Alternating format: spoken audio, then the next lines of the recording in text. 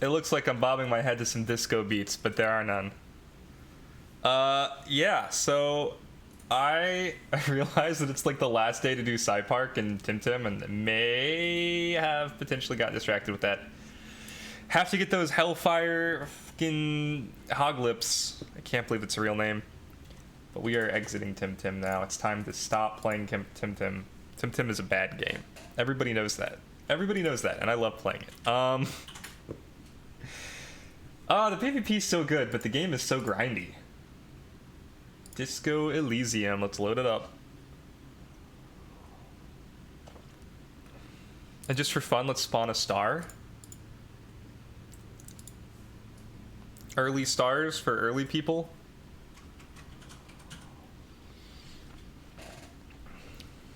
Jump. So slow. Jump.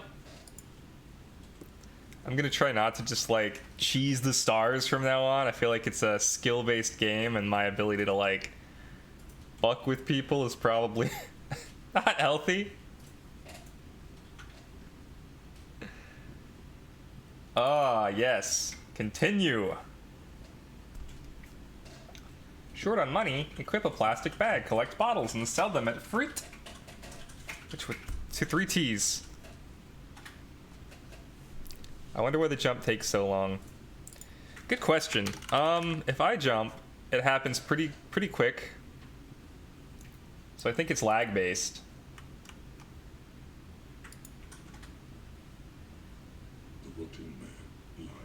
Uh-oh. With his eyes looking straight through you.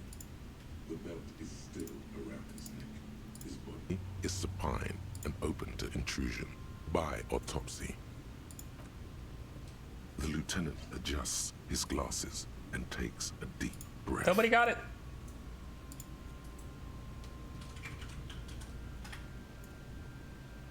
It's hard. It is hard. First, what exactly is a field autopsy? Officer, you know what a field autopsy is. You've done 100 of them. I have? What you do know is, at 18.9 kilometers, the dormant shield volcano, Corpus Mundi, is the world's highest summit, and the failure of the 38 single, Eprouille Descent, to crack the top 20 was the death knell of disco. But what a field autopsy is, you have no idea.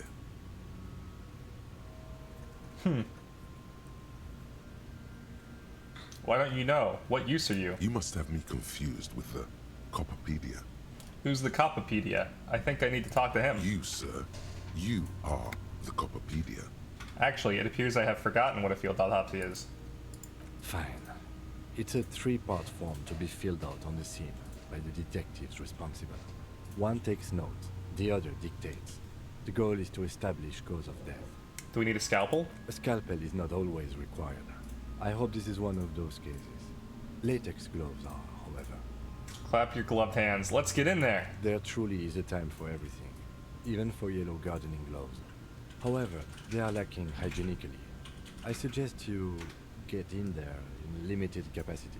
Alright. I'll ask you when I need you to. For the most part, maybe I should handle the contact and you take notes? Okay, where should I take these In notes? your paperwork, officer. Just fill out the field autopsy form. You're not gonna believe this. I think I've lost my paperwork. Now they only have one paperwork too. Officer, what haven't you lost? I still have my disco trousers. Yes, barely. I can give you my paperwork. There's an autopsy form there. Several Local Mudohai, remember Only me? if it helps not Yeah, I to- remember you, Simo. Have you seen Disco Elysium yet? Let's work off yours for now. The autopsy form is near the end. Open the notebook at the field autopsy The form. dead man stares in silence as you crack open the ledger. The bright red paper is covered in boxes and lists, describing the condition of his skin and organs in 3 parts. Above those, an 11-field info form needs filling out first. It begins with 1, assistant. That's you. Only the first question, and already I don't know the answer. Not an energetic start to an autopsy, I agree. Pig's messed up. Kuno feels pity. Just leave it empty, officer. Okay. The corpse lies there, indifferent to your retrograde amnesia. The next box says, Coroner's case number. KK57 dash 0803 dot 0815. Deal. Next, NA. Next, NA. Roughly 50. Roughly 50. That's the first thing we've got. dry 40. The damage is so extensive, it's better to err on the young side. I'm gonna write about 42. He nods. Mondial. Mondial. Fair to olive skin Mondial. from the Isola of Muindi. This is as vague as it gets. You might as well say whitish. It's funny. I've been well. How have you been? The pudgy mess of curdled meat looks neither mondial nor anything other. Sex. Fucky fucky! Oh, Kuno S. Male. Pigs can have sex. Right, male. Nor does he look male, with his pregnant belly and indistinguishable face. Date of death. We're still going with March 4th. 51. Okay. What else? 9. Body identified by is non-applicable. 10. Case number is the same as the coroner's case. KK 57 0503 0815 listens motionless, with the cargo belt still around his neck. Only Whoops. one box remains. Evidence of treatment. None. At least not after the initial examination. What exactly is treatment, anyway? Interfering with the body's position or wounds post-mortem. Ah, I'm not so sure. A silent nod. The lieutenant places his gloved hand on the corpse's chest, as if your central nervous system recognizes this gesture. It's the stations of the breath. Ecclesiastic, religious in nature, a holdout from pre-Delorian burial rites. It takes him 2 seconds to perform. Then, We should start the post-mortem. Turn the page. the corpse cannot feel Kim's hand on his chest. It no longer meaningfully interacts with its surroundings. A thicket of boxes and lists on red copy paper tries to answer why.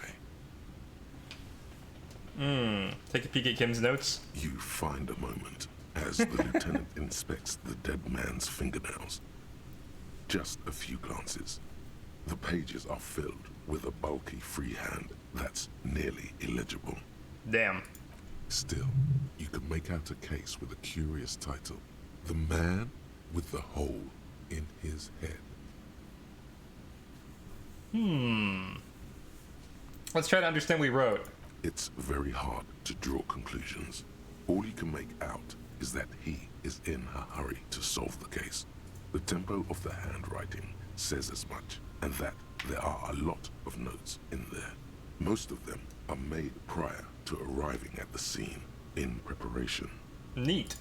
It's not spelled out explicitly, but the lieutenant fears a tear is forming between the liberal moralist establishment of Revachol and her populist citizenry. This populist force, a potpourri of far right and left, is exemplified in the Débardeurs Union. Their strike, if allowed to escalate into violence, adds to the growing sense of civil war in the city. I just wanted to peek at his He's notes. extremely neutral, even in his notes. But avoiding this escalation is Kim's primary concern when dealing with the situation in Martinez. Ha, no. Search for something about you. Maybe you're imagining it, but there are some remarks in there, and they're not all negative. You're referred to as the 41st by your station number, And what?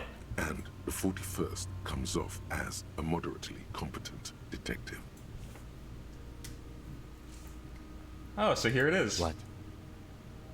Uh, Clothes. The deceased wears armored boots and white briefs.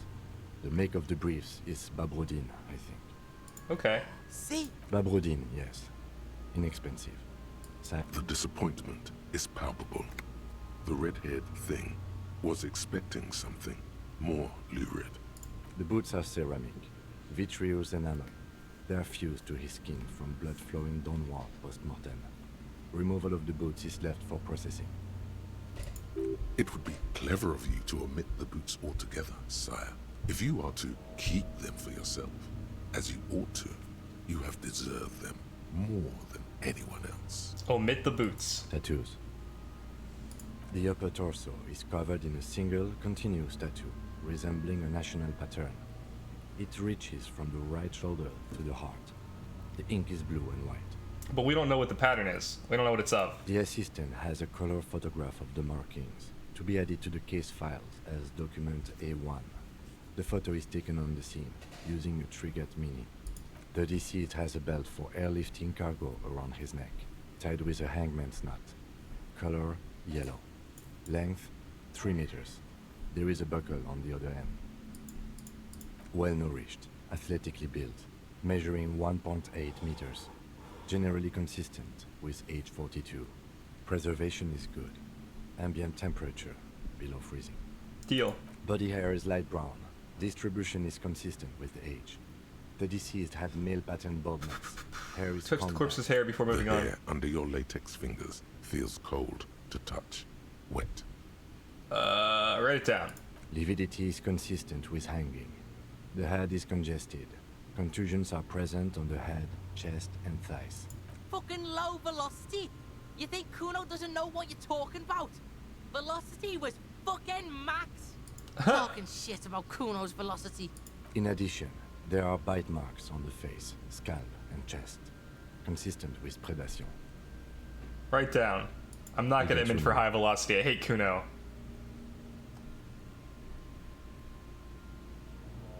The steel wiring. There's too much of it. We need to remove the belt so we can get to the ligature mark. You got just the right tool for that. The chain cutters. We got just the things for these. Always good to think ahead. Now, we need to cut the belt to see the ligature mark. See, my No, he ain't. Your pig's a boring fuck. Let's look for, let's cut the belt off. You Oh, we jam the failed. cutters right under the knot. That seems like a smart idea. Yeah, somewhere there. Already, they're buried deep in the man's flesh. Then you rotate them to get a better hold. Fuckity fuck. The lieutenant looks by, somewhat worried as you summon power words to your aid. Cut some. Yeah, fuck him. Fuck. told you my pig was hardcore. I should have a go first. I think I have a strategy. Okay, let's let him work. He sinks the cutters into the knot, preparing to perform the cuts. I am not good at the with physical his elbow stuff. to I his have knee only mental for capacity. precision. Snap. The knot is slashed. Oh, that Another XP cut, we're and gaining. the belt falls apart like a flower bouquet, revealing the dead man's neck and the dark red ligature mark around it.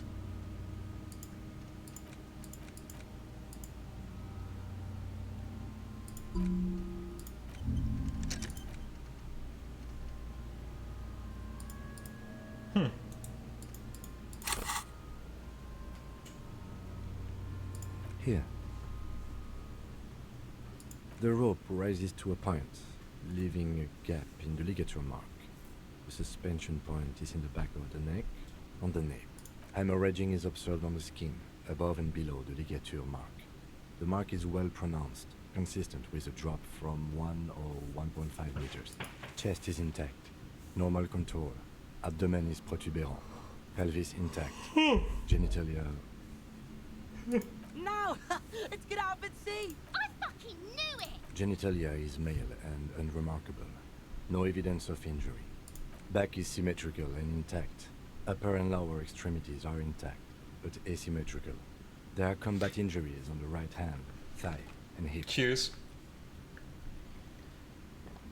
In addition, I see smaller, residual scars, too numerous to count, covering about 30% of his skin. Huh. From wounds sustained over 2, maybe more decades, dispersal and accumulation indicates long and active combat duty. My scarring is extensive, way more than a law official's. We have a real museum here. Of battles, wars. Write it down. Last item, hands. Lieutenant, work alone. Hands are clean. No sign of a recent struggle. Were you expecting any? I was. Maybe I'm just not seeing them. Honestly, this stench is making it hard for me to think at the moment. Write it down. Ooh. That's all for the external. Well done. What next? Internal. Central nervous system. I have nothing. Do you have anything on this man's central nervous system? Of course, there is a moral to be drawn from it. A moral to this story. If I may add the moral of the story. What would that be? The dead man looks, too, with barely contained excitement to hear the moral of his story. The brain is very vulnerable to compromises in its blood supply. I think that may well be the moral of every story, officer. Alright, not any. Good. Musculoskeletal. Purge fluid is coming from the mouth. Not injury related. Eyes and tongue protuberant. Hyoid bone. Let's see. With his eyes almost closed, the lieutenant puts his hand on the dead man's throat and begins to massage it, gently. A rotting smell erupts from the mouth. Purge fluid runs down his lips, black and viscous. You hear cracks as the lieutenant moves his sharp fingers inside the flesh, like the creaking of an old house at night. Yeah, jack that fucker off! I need these kunos to go away. The hyoid bone is fractured. The rest of the musculoskeletal system is intact. Unremarkable. Write it down. Respiratory system. Oral cavity shows no lesions. The victim has received a dental implant, possibly after a combat wound. Mouth swollen. Hemorrhaging present in mucosa of the lips and mouth. Let's look inside. No scream, no sigh of relief rises from the darkness inside. It's humid there. Sickly sweet air, unlike anything living. You feel like you're about to throw up again, straight in that mouth of his. Let's look deeper.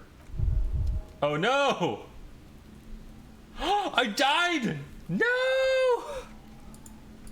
You feel something in your chest, an unnatural pressure. It's spreading to your left arm, your jaw. I'm sure it's just heartburn. No, it's many years of combined self-neglect and self-abuse. All you feel is pain and weakness. You have to surrender now. We all do. It gets so dark. You don't even see her face. Like you always thought you would. You only see pain and fear. Cop suffers final heart attack. A detective lieutenant of the RCM passed away yesterday. His death, though abrupt, did not come as a surprise to those who knew him. He was the heaviest drinker I'd ever met. Captain Ptolemy Price, the deceased superior officer, commented, "That ain't easy on the ticker." He loved his liquor, sure, said Detective Chester McLean, friend and colleague. But I think before he ever had a heart attack, his heart was broken. According to an official statement given by the RCM, the officer was on the brink of solving a murder case.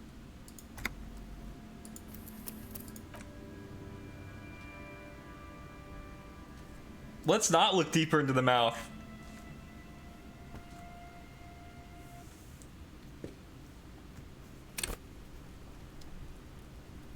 No! The rotting man. The lieutenant adjusts his glasses and takes a deep breath. Come on. What you do know, you must have me, you, sir. Fine. A scalpel. Fine. A scalpel is not all. There truly is it. I'll ask you, in your paperwork of... Now that Officer, what haven't... Yes, I can give you my paperwork. There's an autopsy form there. Several, actually. Right. The autopsy form is near the end. The dead man's above those. That's it. Not an... Pigs, The corp, KK. Next. NA. NA. tribe, he not. Mondial. Third, the pudgy, Male. pigs can have sex. nor does We're still going with... What else? KK. None. At least not after the initial... Interfering with the body's position. Asylum, your central. We should start. The corpse cannot feel Kim's hand on his youth. Still, you can make out a K. It's not their strike, if allowed to escalate. Maybe you're imagining it, but there are some remarks in there. And they're not all and the 41st comes off as this appears to be a case investigated about 3 weeks ago. A workplace accident. The titular character's wife tries to get compensation. The company was not forthcoming. It's hard to make out if the hole was fatal. What? Clothes. Babrudin. The disappointment. The boots are... I gotta get all the way Clever through. of you to Omit the boots. The assistant. Oh, Body man. well nourished. This Body is such hair a light long brown. scene. Distribution is consistent with The hair under your leg. lividity. Fucking talking. In addition, there are bite marks on the face. Ligature mark. Still You got just Oh, the yeah, right I'm tool for prepared. that. The hanged man lets always good to... We need to... See? No, he ain't. Your pig's a boring fuck. Oh my After gosh, some we got a check deliberation, success. You sink the cutters into the knot tying the belt together. You squeeze the rubber handles together.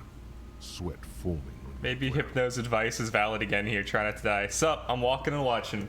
Welcome. We're speeding through all the stuff because we died and have to do it again. We died because we looked at his mouth. Snap. The knot is The rope rises to a point. Hemorrhaging is chest is in... No! Genitalia is male and unremarkable. Back is symmetric. In addition, from wounds sustained over last item. Pick up the hand. the hand. Hands are clean. No sign Are of... you expecting otherwise. any? Write it down. That's all for the... Tell me something, dead man. Shoot, Looney Rooney. Which was it that killed you then, love or communism? Huh? You said love killed you, but when you fell down, you said it was communism. You're misquoting me, Rooney. I said communism killed me. Love did me in. You really need to learn the difference, buddy. This is embarrassing. Oh. Come back later, Coppo. Amuse yourself with my frank manners and my memento mori features. If possible. Also, see me in your dreams. A capo is a capo, even in a dream. Central nervous system.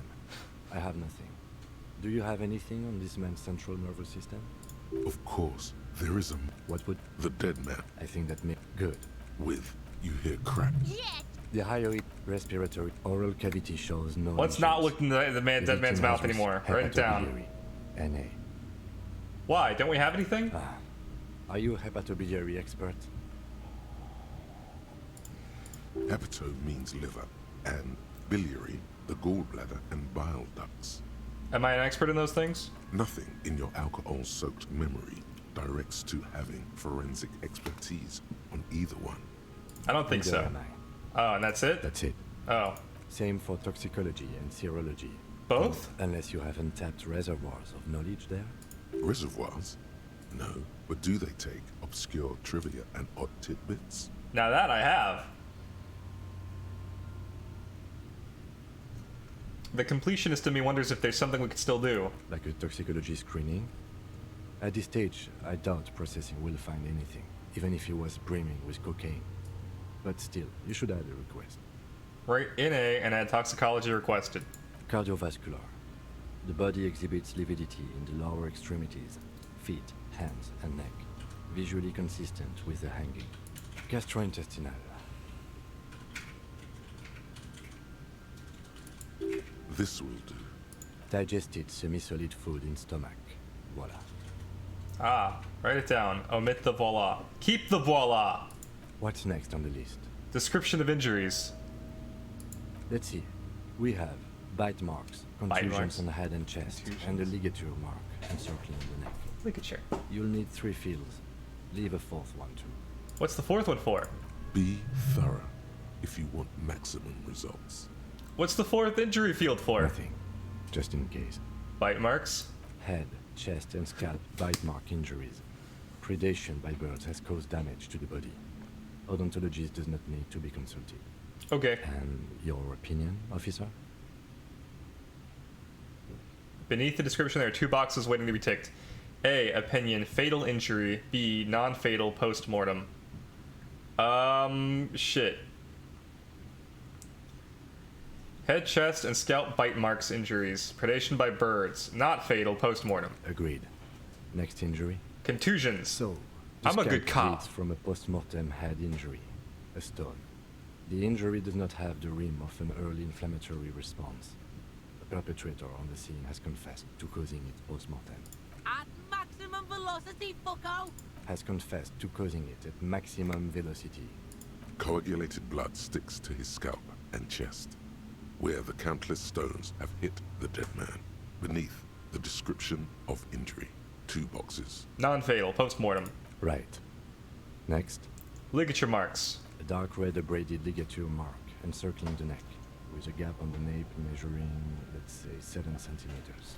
The hyoid bone is fractured, the cervical column intact. Yeah? I see hemorrhaging on the skin, above and below the ligature mark. Depth of the mark, 1 centimeter. No signs of clawing on the neck. That makes sense. Below the note, 2 customary boxes wait to be ticked. The man's head jerks to the side. The ring around his neck is visible. The lack of clawing, though. That's weird, right? Think for a moment. There's time. Don't rush.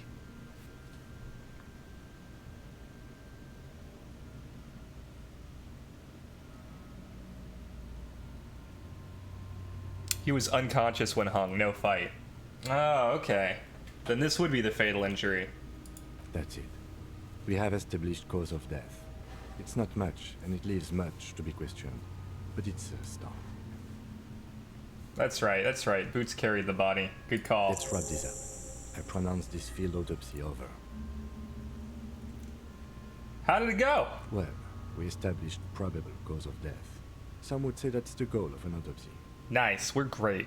Together we also are cop. requested a Exactly. toxicological screening. That was thorough. The results should arrive in a couple of weeks, if we are lucky. I will not hold my breath. What else? We were thorough with the list of injuries, too. We described them all in detail. What is there to say? Given the circumstances, it was a professional field autopsy. What now? Now we put him in a body bag and I drive him to Forborg for processing. I see. The lieutenant looks at the dead man one more time, then at his notebook, then at the corpse again. You tilt your head, also looking at the corpse. I'm sure we didn't get everything. There's always something.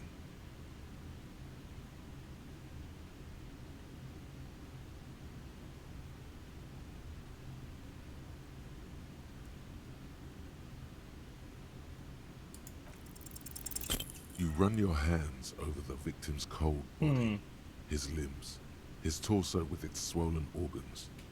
Maybe you should be more thorough. Look under his fingernails. His fingernails have turned dark. They're chipped and quite long. There is dirt under them. That's all. Do you think we missed something? Yeah, there's something we're not seeing. Okay, well, we are in livor mortis here. He is disintegrating. We need to refrigerate the body if we want to conduct. Okay, where do we find a fridge? It would have to be industrial in size. Let's start by asking Gart at the Whirling in Rags. And Okay. Fuck are you looking at, Beano, man? You want a piece of the Kuno? Wanna get fucked? Only if all else fails. Ha! Gonna take a look at the body first. Hurry. This is one task we cannot sideline. With every hour, whatever we are looking for will become harder to find.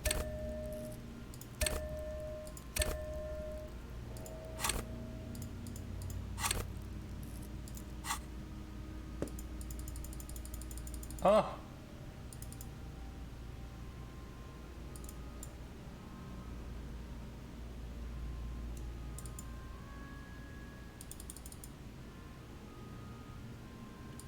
I want to retry it. How do I retry it?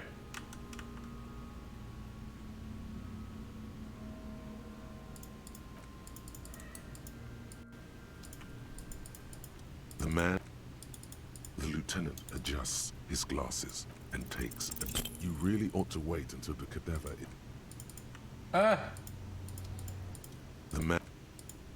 lieutenant adjusts his glasses and takes a deep breath. My perception is max out. I can perceive all, and yet... This is so sad.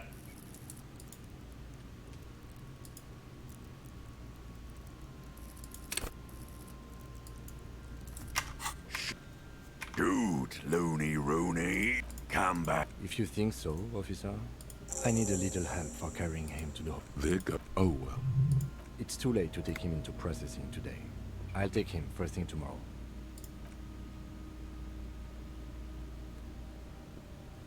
We missed out on the boots.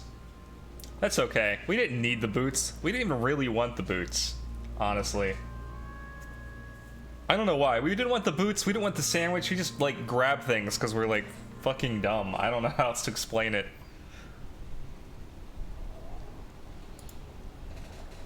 Inside, you see a set of steering levers, a radio microphone. What do we want to do?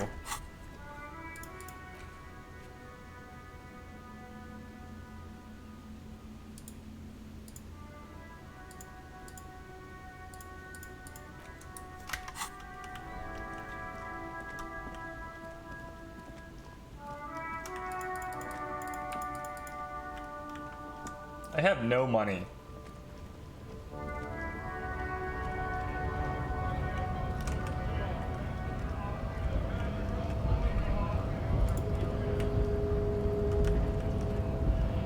Let's talk to this dude again.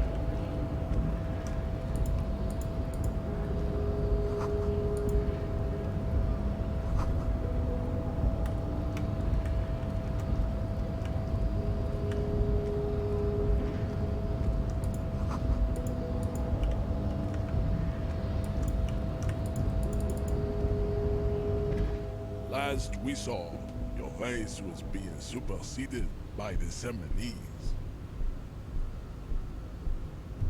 I need to talk to your boss. Enough with this begging. You should leave the stage of history with dignity by inviting the other races to a great world war. Bring your troops to the Seminine Islands and to Boogie Street, and we will pulverize you. When you are gone, we will build a museum for you. The walls will be lined with bottles of Al Ghul, your beloved beverage. Inside, we will store the odes to homosexuality you call art, and your microcephalic scholars. I do not like this person. There may be a peaceful solution to this. You could internalize Meshached's race theory. Wouldn't that mean I have to become a Seminese supremacist myself? Well, yes. Why? Don't you want to be a Seminese supremacist? So what if you're not Seminese? You can be anything.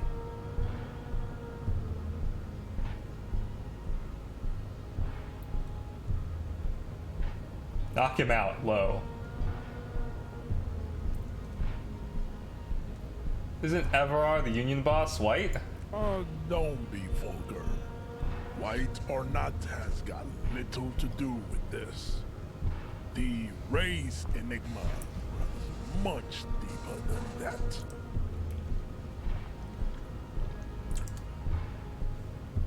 You keep telling yourself that. Mr. Clare is a man of vision and means. He has the will to confront international capitalism. My guy does not have good arguments. Have you noticed? Always. Naivistic communists never did. Like, there are a lot of interesting philosophies and logical conclusions that the characters, the NPCs, have come to, and you're given the opportunity to like debunk them in your own words by using a different philosophy or logical avenue. And like the ones that the game gives you are these garbage can versions of whatever, like the most watered down. Like when I tried to get the guy to give me his sandwich, and I was like, the proletariat wouldn't approve. Give me your sandwich. You would prefer a meager sandwich. It's like, I don't think you know anything about communism, my guy. You know what I mean? And I feel like it extends to everything. Also, to serve is noble. It takes discipline. Your petulant individualism has only contributed to your race failure. It is lax and moronic. Communism is pretty cool. Idiotic communism is the single greatest contributor to your race descent. Everywhere around you, the fruits of its failure to challenge the world order. individualism, rock and roll music, sexually transmitted diseases, above all, rampant multinational finance still reigning large. Tell me, where have you gotten your love of pathetic communism from? Degenerate youth culture? Rock and roll music? I haven't gotten it. I've gotten it from disco, actually. Offshoots of the Seminoles people invented disco while having sex under the influence of cocaine. It is a shame upon my race. But what is done is done. I am not surprised you enjoy it so much. This has happened to many of the side products of the inevitable cultural victory of the Seminoles race. I need to enter the harbor now on police business. What you need is to come to terms with extinction and never getting into this harbor. Let me in.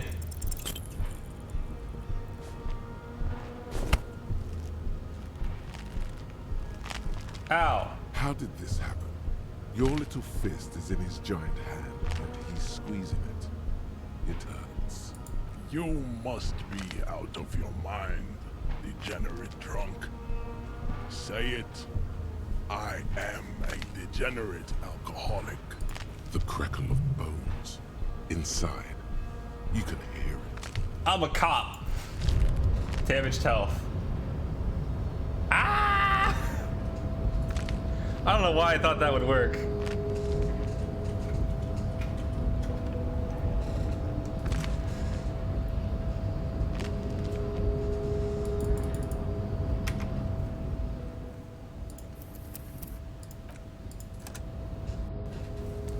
I don't like this measurehead gentleman.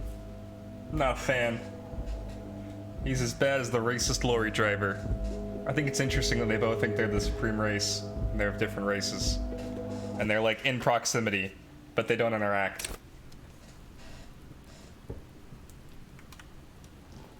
No! No! Really? This is so sad. The rotting man. The lieutenant adjusts his glasses and Come on, what you... they're truly... I'll ask you, in your paper... Now they only. Officer. Yes, I can give you... Right. Still, you can make out a... This appears... It's their strike. If maybe you're... And this appears to be a case. What? Come on. What you do... Fine. A scalpel. You must have... You, sir. You. I hope we do. It's getting really late for an autopsy. Next time save. Yeah, more saves. Deal. Cheers. Hydrate. The rotting... The lieutenant adjusts his glasses and takes a deep breath. I thought we did... Damn it. Okay. The dead man stares. Above those, That's you, not an... Pig's mess. the corpse KK. Next. NA. NA. dry. He Mondial. feared the pud Male. Pig's. nor the We're still... What else? KK. None. At least not after the initial examination. Interfering... Asylum. Your We should... the corpse cannot. Clothes. Babrodine. The disappointment. The boots are... It would be clever of you. Tattoos. The upper... The assist... The DC... Well nourished. Body hair is light brown. This... The hair under your latex finger. Lividity. Fucking talking shit about. In addition, there are bite ligatuum. The steel... You got just the right tool for that. The hanged. Always good to... We need to... See. No, he ain't. Your pig's a boring fuck. You jam the Failed. cutters right under the knot. The lieutenant, a really, really bad smell. The lieutenant looks by, somewhat worried as you Yeah. Told you. I should have a go first. I think I have a strategy. He sink, snap. Here. The rope... You can rises fail into and success, rising it's funny. chest is in- No. Genitalia is male. Back is symmetric. In addition... From wound system. Last item. The hand Hands are clean. I was. Ooh. Central... of Musculoskeletal. with you hear cracks. Yeah. The hyoid, respiratory, oral cavity, No scream. hepatobiliary. Hepato means liver, and Same for toxicology and serology. Cardiovascular, gastrointestinal, This will Okay, digested semi-solid food. keep the ball What's off. next on the list? Let's see. be thorough. Oh, so we inflicted them? Okay, so there's an incision on the thorax from a chain cutter. I wouldn't make injuries. Head and yep. Fatal injury by seagulls? Those are mean, yes. There we- No, yes, it's... That's right. So, has confessed. Coagulated blood sticks Right. A dark, icy hemo... below them. Think for a moment. Why do you say that? Is it the seagull murder again? I don't think this was the injury that killed him. Okay. Why don't you think it was fatal? Why weren't his hands tied? Honestly, I'm not sure there weren't marks on his... Let's wrap this up. I pronounce this field autopsy over. It was, we were thorough with the list of injuries. Now, The lieutenant, you tilt your head. I thought we... Damn it. Okay. So you can sneak out of your... You run your hands over the victim's cold body. Okay. His limbs. His torso with its swollen organs. Maybe you should be more thorough. The corpse. Do you think we missed something? Okay, well, we are in leave of more. If you want for this time, it would have to be Fuck are you? only if all else fails. Hurry. This is one task we cannot side. Let's leave. The man... The lieutenant adjusts his glasses and takes... Your arms reach Hey! out and your eyes close, as if by their own volition. We get to learn It's something about the dark. corpse. You feel cold, slippery flesh. First with your fingertips. It's right under the palm of your hand. What is this?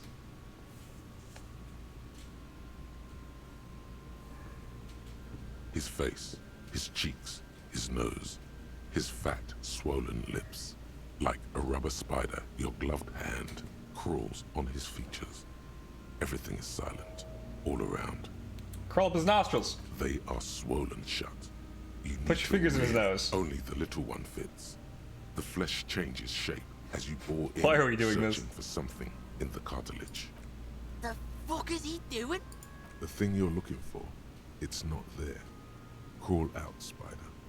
Squeeze his nose. You pick it between your fingers. The mass feels large, very porous somehow. Put your fingers in his mouth.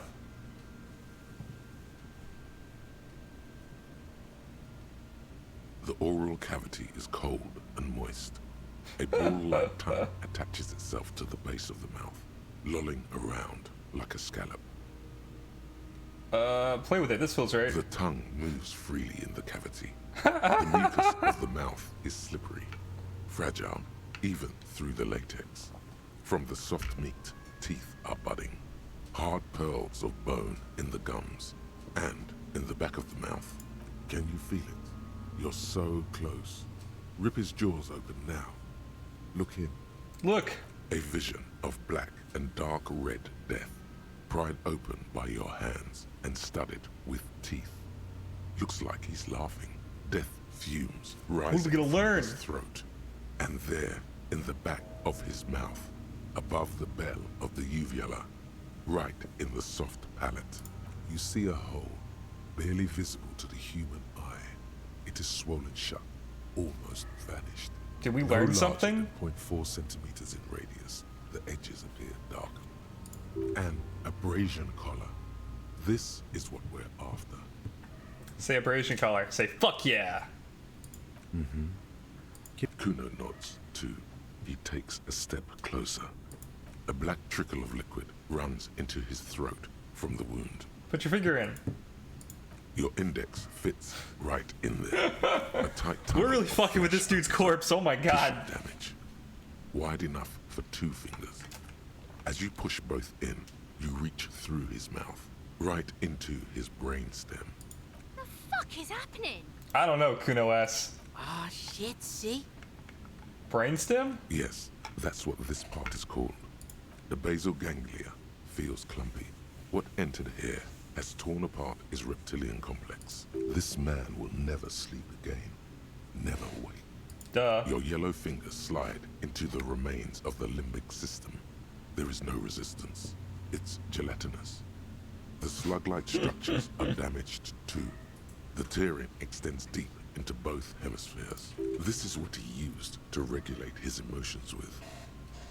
There's a cavity cut right between the The hemispheres. lieutenant answers with the sound of his pen on paper. Fucking cavity, see? Your fingers are all the way in now, reaching toward the inside of his skull. The cavity goes further, but the entry wound isn't wide enough for the rest of your hand to follow. Wriggle Your in. fingers reach toward his skull. His cerebral cortex feels like jelly. Cold jelly. Strange fluid streams down your wrist as you push deeper until you feel it on the tip of your finger. A bullet. Ice cold serrated metal. Its edges cut right through the latex and into your finger. Easy. Fish it out.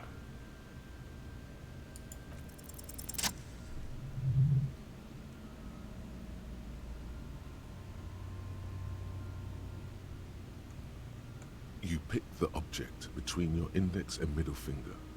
It feels sharp, like metal. With your face twisting from pain and concentration, What did we all learn? you need to do is just...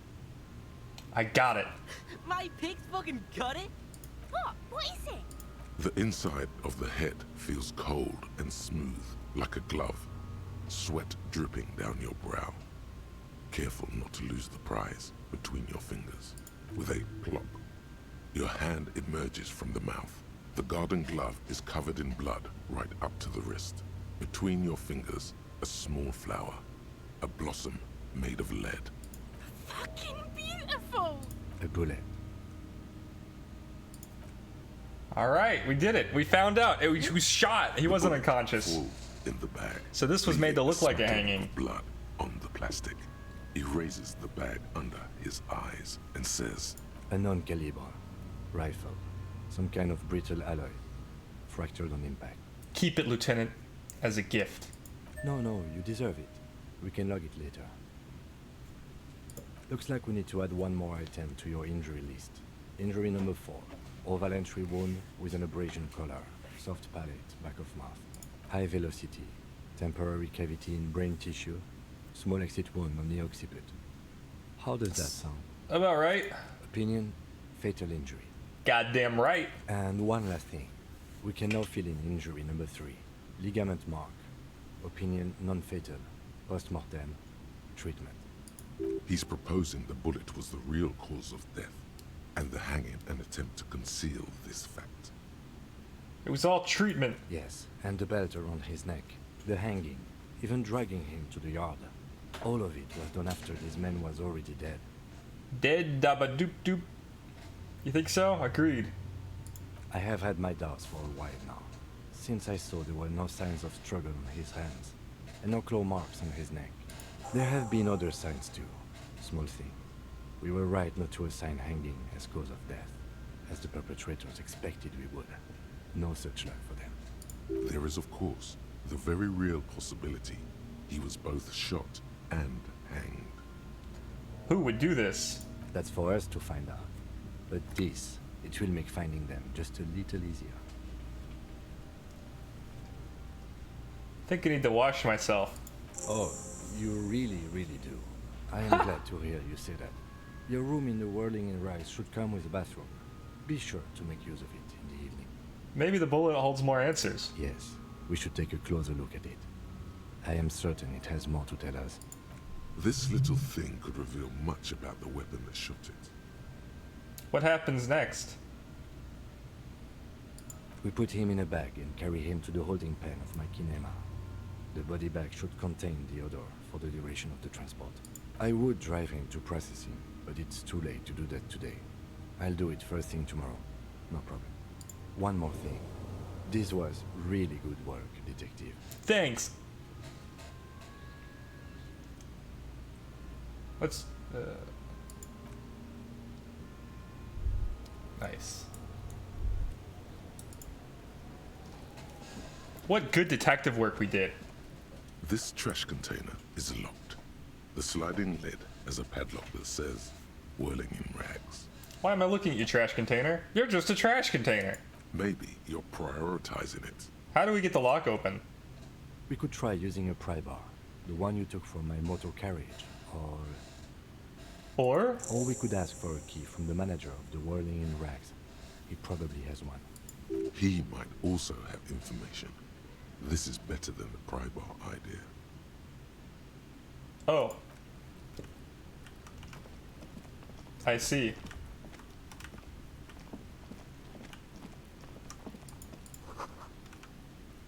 Someone's trying to grow herbs in the greenhouse, but it's not going well. Okay, we should save. That needs to be a command. Well, I guess it doesn't, because you can just say the word save and I'll be like, oh yeah, duh. You see a set of tire tracks in the brown slush that covers the plaza mosaic. Visual calculus, reconstruct the movement. The tire tracks were left here by an unknown event that took place some days ago. It's a message, written in the language of burnt rubber. Is this how they got the body in? Some of that rubber stuck to the tiles right in front of the whirling rag. I can't believe I didn't do this earlier. This is point A. The driver started there, and then accelerated straight into the fence, left a hole big enough for the Franco-Nigerian cavalry, according to the cafeteria manager. What happened next? The driver proceeded to back out of the yard, barely stopping before hitting the adjacent building. Before heading south, must have been in a hurry. Is this connected to the case? I'm not sure. There are plenty of traffic accidents waiting to happen in Martinez. With a jam right here on the roundabout, I would keep them separate. You could follow the track south. There seems to be a canal there. See where they went, if you find the time. I think I got it. Okay. Do we want to save scum the button? Like, homeboy's blocking the button, he's racist, and I kind of want to fight him, but I only have an 8% chance. Do we just want to, like, save scum the shit out of that?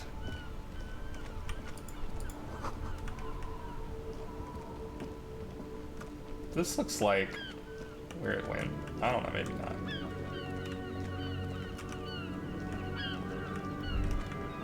This game is so pretty for a game that's like as just disgusting as it is.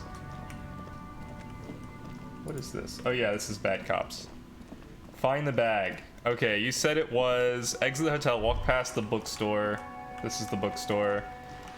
Yellow plastic flag reads next to a man leaning against a wall.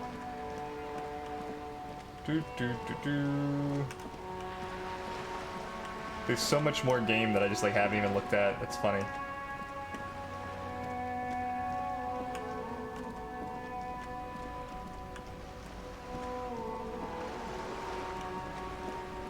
This game almost feels like a walking sim.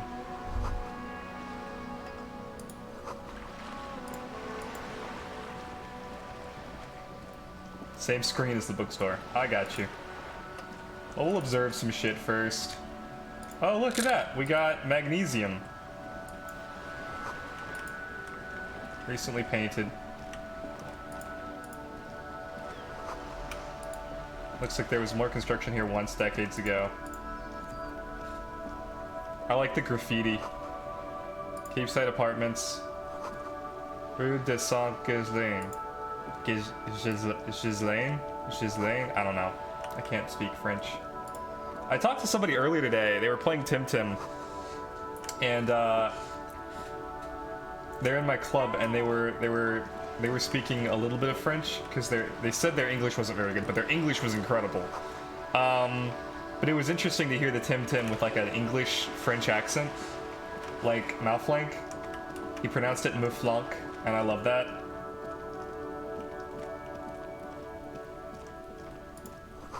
Garden hose. This won't be useful until the snow melts.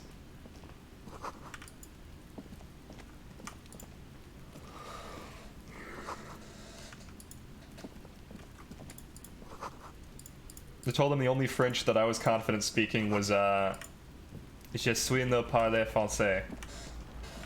Which just translates to, I don't really speak French.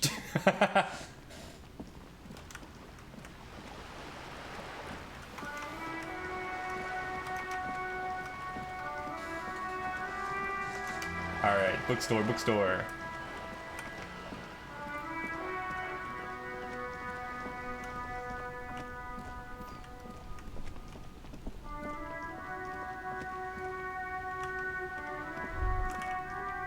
Oh.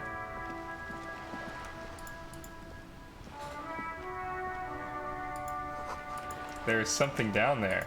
Interesting. I see your bag. Don't you worry. It's right here. We got the bag. Now we can pick up bottles if we want to. Oh boy. I guess I have to equip it. I feel like the last thing I want to do is pick up bottles though. It sounds super boring.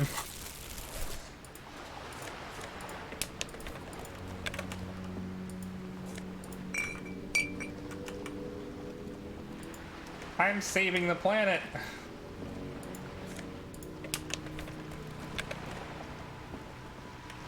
Cause how many did it offer us? Like, it was like 100 for like 10 or something. Can you imagine doing that 100 times? Hello. Hello, sir. I am the law. The store is open. I know, sir. Oh. Are you interested in a new and exciting book? What kind of a store is this? It's a bookstore, sir. Oh. We sell books, postcards, and some board games. It's That's called awesome. Crime, Romance, and Biographies of Famous People. Nice. Books? Postcards? Easy. Even a kid would know all of this. Nah, it feels inappropriate to lecture this girl. Don't be a fool. As an expert, it's your duty to tell what you know to everyone. Don't tell me what to do. Sir, are you okay? You've been standing here silently for a while now. Is it okay if I ask you some questions? Okay, sir. I'll try to answer any questions you have. I hope they're about books. Say, child, you wouldn't happen to know a good fridge, would you? A fridge? Yeah, like a big, big fridge to put a dead body into. You mean like the Ice Bear fridge? Man, that's scary. Ice bear fridge? Yes, like a bear, but white.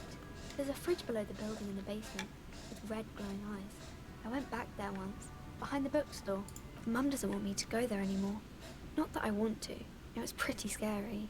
How was this a successful line of questioning? Yes. One more thing, how do I get inside the building? That's a problem.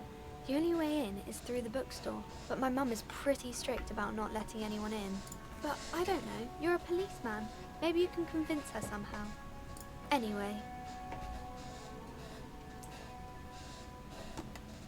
What is No, I'm not gonna ask a child what romance is. Got it, see you around.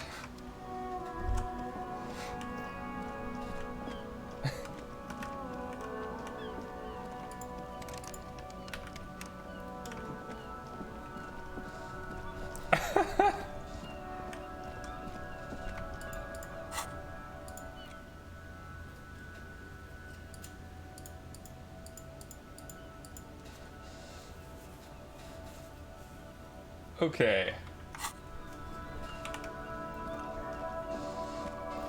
So, how do we feel about save scumming tattoo racist?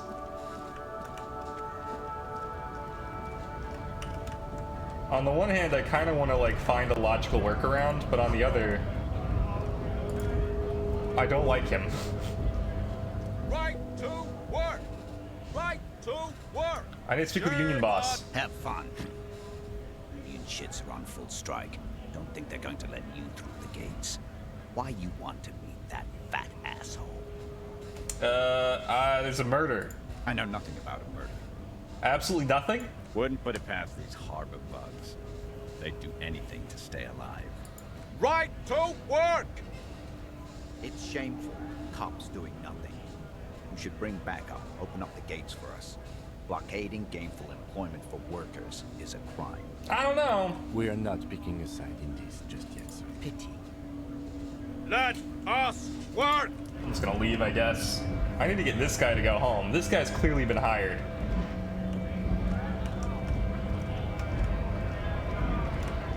And this dude, the cool guy, one of the few characters that I like in this game, aside from the detective, the nice wheelchair lady, and the very helpful gardener.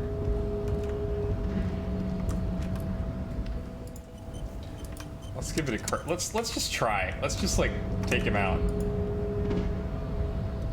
Last we saw, your race was being superseded by the Seminese. That is right. You should leave the stage of history.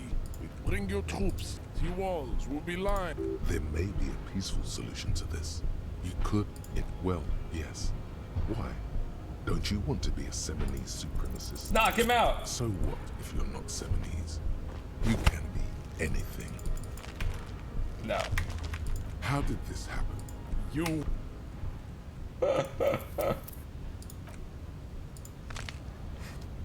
Let's not do that. I don't want to keep doing that. I feel like an 8% chance is pretty low. For an idea of how low an 8% chance is, I was looking for hog lips and they have a 9% chance to have their egg move, and in an hour I found like 7. So I feel like not great. That's some cream odds. I'm not about it. We gotta find a better way to fight that guy.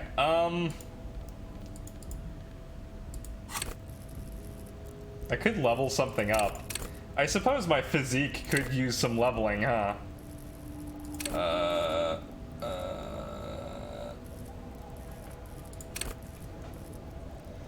Flex powerful muscles. Enjoy healthy organs. This is some like... what is it? Bioshock. Now with Vigors, you can flex powerful muscles and enjoy healthy organs. Threaten people.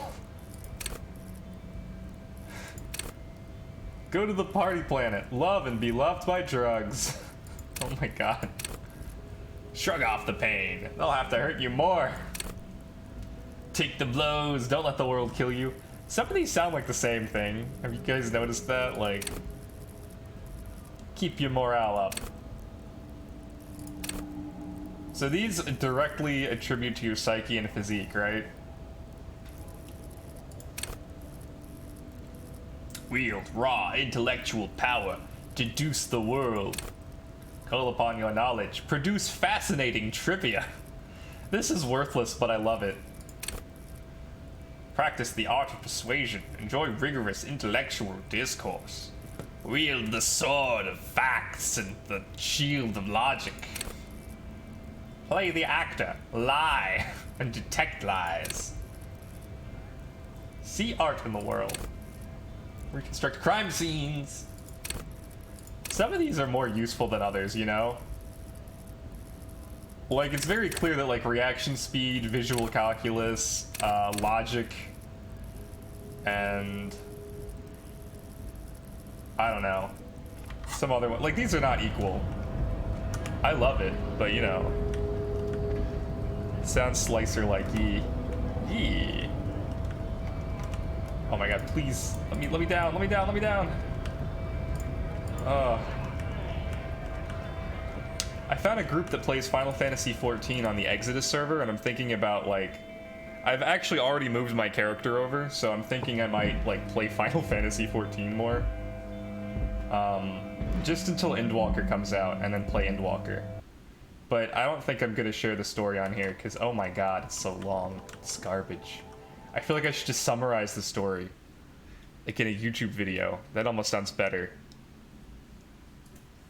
Like, imagine Kingdom Hearts played out over like 30 days. That sounds awful. But imagine somebody telling you about Kingdom Hearts for like 10 minutes. That sounds hilarious. Am I right or am I right? Like, I don't know, maybe I just have different interests than most people. I really loved the one dude that Ibis mentioned who does the story circle thing. Like, that shit's hilarious. God, I don't really know what to do now. I guess I could check my quest list, right? Because I do have a quest list. Yeah, open trash container. Wash off the death smell. Fridge victim's body. I guess I have to find that girl's mother. Yeah. We have stuff to do. Let's go,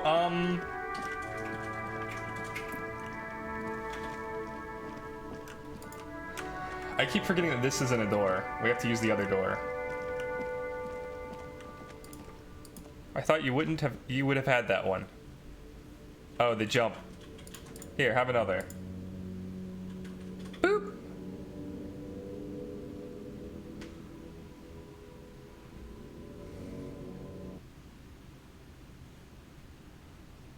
I feel like you're spamming jump. Oh. Oh, you got it. Nice. 5 jump points. You should totally sing karaoke here, the first chance you get. Your emotions need to be expressed. People need to know your vast, oceanic soul. My soul is immense. Utterly. And it needs to be heard. Through a PA system. Yeah. By other people. Absolutely. This goes well with the theory I'm developing that I'm a down-on-my-luck superstar person. Who is mistakenly identified as a cop for his prominent jawline? Yes, sounds likely. You should probably go on stage and pose for a moment when you're done with this thought. See if it works. What should I sing when it comes to it? You should sing the sad small church song from that tape you found. Thought it was obvious. Of course! They'll really get a gauge on my soul with that one. No, I was thinking I should sing something happy, like from those ostentatious orchestrations, folks. Oh no, don't sing the happy song. It's stupid. Sing the sad song. It's profound. Oh. You would need another copy of the tape first, though. The one upstairs is destroyed.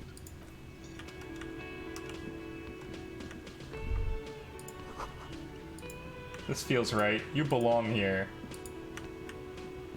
How do I pose? I want to do a pose. Oh well. I guess I should talk to this dude. Can I help you? Is the trash container out back yours? Mine? No, it belongs to the Whirling in Rags. I see. Thank you for clearing that up. Why do you keep the container locked? Why? To keep the hobos and drunks out. That's why. And the neighbors too. They put their trash there and they don't pay for the garbage company. I thought as much. And are you the only party with access to the trash container? Well, yes. Us and the garbage disposal company. He's got such a good voice, like, for this character. Like, that's just not how people talk, you know? But he just sounds so, I don't know, like, just irritating enough. It seems a little callous, doesn't it? Something stirs in you. I wonder what this feeling is. Prod at him and find out. Doesn't it seem callous to you? Guarding even your leftovers from the poor? Callous? What are you? Kras Mazov? Almost all establishments in Revachol keep their trash locked. The Whirling in Rags is not special in that regard. Krasmazov, nom de guerre, was an economist and a historical materialist. He was a leading figure on the Grad side of the Centennial Revolution, where he headed the 9-day government. Mazov is considered the father of scientific communism, Mazovian thought, or Mazovianism. I would like to just say that sometimes it says 9-day government, and sometimes it says 11-day government, you know? Like, sometimes the words don't match the thing that I'm reading, and I have to wonder if that's on purpose. Yum yum, tell me more. He killed himself. Oh, maybe I am Krasmazov. What are we talking about? Was this not about the trash container? No, wait. What if I am Krasmazov? We should return to the case of your mistaken identity at a later time, officer. This was about the trash container. We need those keys. What for? Mazov? Are you planning to nationalize my trash container? You better believe it. It concerns the case. Please cooperate. Just bring them back once you're done, please. I saw another thing at the Whirling. Another thing. Great.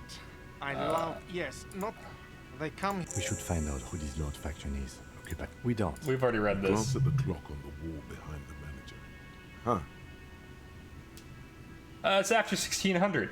The sign says reserve starting 1600. Why isn't anyone in the mess hall? Good question. They're probably getting drunk or protesting something somewhere. Or laying low after the, you know, lynching. Why is that? They probably fucking killed that guy or something, and that's why. Oh, that's a good reason. I have a feeling we'll make their acquaintance sooner or later. Yes? I'm gonna sing karaoke here. Absolutely out of the question.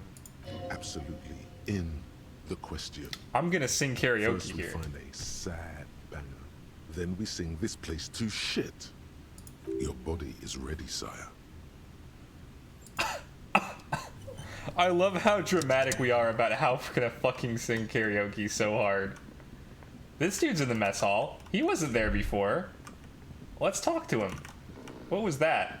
This blue thing. The theme on that pinball machine is a standard royalist theme, used on everything from pinball cabinets to full flavor cigarettes.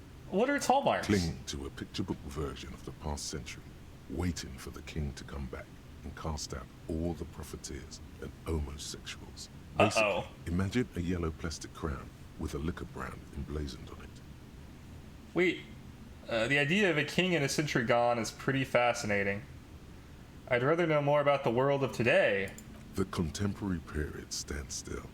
The fated carousel of progress that doomed the royalists is itself winding down. Our time is decelerating into what? No one knows. It's a great big beautiful tomorrow. That's what I learned on the carousel of progress. At the end of every single day.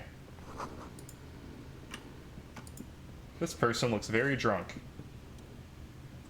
A colorful piece of plastic is dangling from his carabiner. Makes your fingers itch. We could steal it. On the counter, rolled out of his open hand, you see a blister pack of headache medicine. Wake him up. I don't want to wake him up. Huh? Look at all the +1s we have for waking him up. +1, Ruckus talking to Gart. +1, crash in the wheelchair. Leave. Save. Just in case this ends the game for us. Because it might. The worker is in a deep slump. You gently shake his shoulder, but nothing happens. This man could probably sleep soundly in a ship's engine room. Then we load the game again. Because we're so cool. Imagine failing a 42% roll. Just kidding, that's actually very likely. But we won't wake him again. We'll just leave. Revachel. I don't remember. That sugary black rum stain on the counter makes you teary-eyed with joy. It's almost touching how syrupy and sticky it is. How long have you been up already? Pretty long. It's drink o'clock. Attaboy. It's coming back to him. You had your mesolimbic reward pathway worried there, not thinking about drinking all that time. It was like you weren't yourself. Looks like drinking hasn't turned out too well for me. Maybe you haven't turned out well for your drinking. What does that mean? Have you thought about that? Get a goddamn rum and lemonade to yourself, boy. Or better yet, lick that stain off the counter. Zin's not here, or I would absolutely lick it. That's the determining factor. What happened, man? You used to be cool. Go get your boring normal person drink then. Get your drink on and your act together. I'm not gonna get a drink. I'm sorry. I want to sing karaoke. Gotta spend money to make money, and money is what really matters. They say money can't buy you happiness, but that just means you don't have enough money.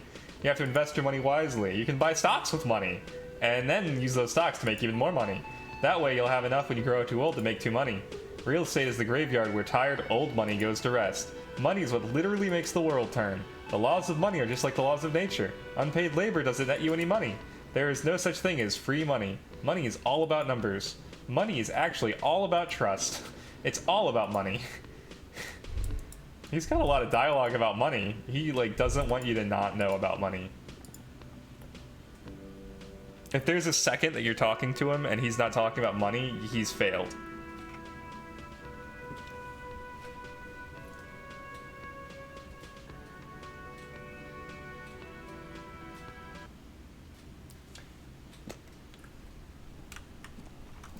This is bugging me. This is bugging me, and it shouldn't, but it is.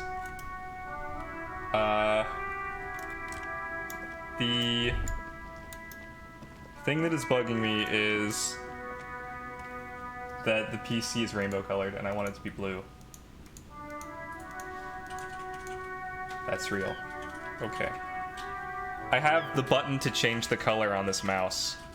It's a fine mouse. I really like this mouse. I know that it's not as popular a mouse, but I don't care. Although, honestly, like, the more I use this mouse, the more I'm like, this is a great mouse. Like, this is a really good mouse. I gotta say. Really good mouse. Insanely good mouse. I'm gonna change this color to blue as well.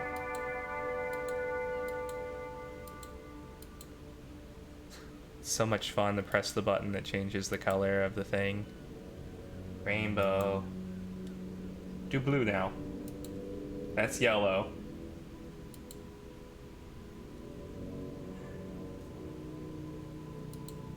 That's all the colors, but they alternate.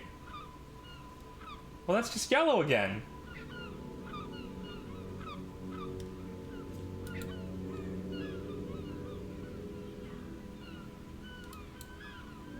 Red. Yellow again. Green. But all the colors. Alright, I'm gonna leave you off then if you're not gonna go to blue. I wanted blue!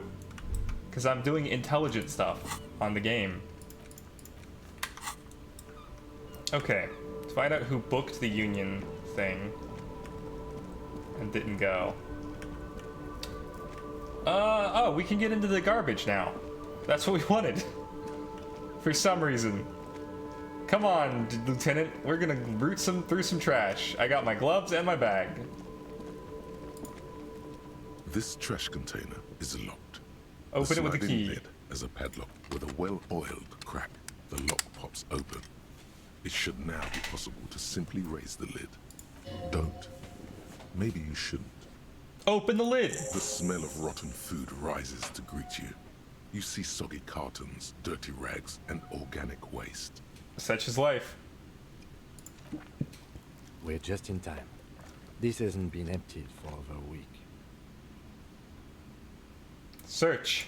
It's just organic waste, cold and slimy on your hands. Apple and potato peels, mostly. Unidentified sludge, and the occasional chicken bone thrown in for good measure. But hey, what's this? What? A blue piece of plastic sticks out from the apple peels. It's shiny. Looks like the corner of something. Pick it out. They look badly damaged, but you can still make out forms and notes, written in a man's handwriting. Officer, is that your paperwork? I don't know what this is. It is. Look, the plastic has the RCM street reading. We found our paperwork. You even got an autopsy form in there. If you don't mind my asking, how could you have let your paperwork end up in the trash?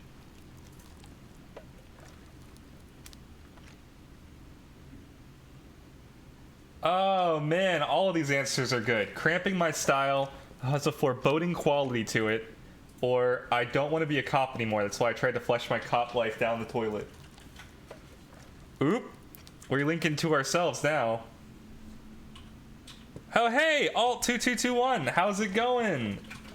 Lakia themselves. We're playing Disco Elysium. It's not Tim at all, but it's fun. Well, lucky we found it. You should take stock of what remains, just to be sure some has not made it into the hands of the RCM's adversaries. Organized crime and the like. There might have been police secrets in your notes. It's interesting. It doesn't have, like, any kind of traditional gameplay to it. It's almost all just, like, checks and rolls. So it's kind of similar to D&D, I guess, in that way. Except D&D still has a combat system. I don't know, man. It sounds like an order. I don't take those. I see, yes. You are what we call a badass, aren't you? Wow, went off script there. Getting your ass handed to you. You shouldn't go picking fights if your rhetorical faculties haven't suggested it. Oh. Tell me, does your badass see more in there, or are we done here? Oh, yes, and it would also be appropriate to start taking notes on the case. It's what cops do. We're actually gonna take notes. I've heard the setting itself is very captivating. Yeah, it's a gorgeous game. It's I'll tell you what's interesting is there's a lot of like little stuff like communism versus capitalism versus nationalism. There are like some racists littered about, but they have different racist arguments for different races. None of the races are real. It's like the year 8000 or whatever, but all of the arguments are bad. Like, all of the arguments are bad. I don't think I've seen a good argument for anything. Even if there's an argument for something that should be good, it doesn't make any sense. And I think it's interesting that they've chosen to do it that way. It's almost like politics on, I don't know, some sort of mind dampener. I guess alcohol, which is appropriate because you guys are drunk. It's entertaining, to say the least. You see milk and egg rest with one broken egg in it. Some pasta wrapper. Picking up the soggy packages somehow feels familiar. You've done this before. The movements are recorded in your elbows. The methodology in your fingers. Aim lab. You're used to this. Aim lab. I have a similar thing. It's not aim lab, it's Kovacs. How is aim lab? Are you better at aiming now? Used to what? Dumpster diving? No. Searching for evidence in the trash. I see. Dive further. A box falls into pieces in your hands. Batiste Soleil cereal. There are plastic pasta packages below. And turbo noodles. Nothing of note, however. Pick of the rags. Among the threadbare kitchen towels, something catches your eye. A pair of denim trousers. Nice. Grab them. As the legs of the slime-covered jeans begin to unspool from the garbage, a rank corpse smell fills the air. Are these the victim's clothes? The smell is not nearly as bad as the cadaver. These clothes could not have been in contact with the deceased for more than 2 days after his death. Okay. Cadaver in odor is faint. If these belong to the deceased, they were removed when he was still in the early stages of decay. Drop them in here, officer. Bag the trousers. Guitar marked blue jeans. Pockets empty. Or empty. He wore them with a belt, too. A white belt. The loops appear stretched, but... What games do you want to be better at? Is this for like Valorant or Apex or... The belt is missing. That's it. Do you see anything else in there? I have another bag here. I found out today that Valorant's free. I thought for some reason it was like a full $60 game, and it's like just free. Something slimy catches your eye. Reach for it. A drab, long-sleeved shirt, olive-colored, appears from the food waste, dripping with pus. Bag the shirt. This is a military-type overgarment. No label or serial number. This is the kind of rib-knit shirt that's worn over light armor to conceal it in an urban scenario. Anything more? The rest of the rags are just kitchen variety waste. A yellow old mug that catches your eye. But other than that... I throw in a towel, a mug, that's all. All right. We should go to Gart again and ask if he knows who put the clothes in the trash. It could be as simple as someone from the hostel cleaning the yard. Or that one. I'd advise against confronting that force. Okay. The lieutenant nods, then looks back into the trash container. I'm getting that mug. You pick out a broken mug with an oddly racist depiction of the yellow man frolicking in saffron.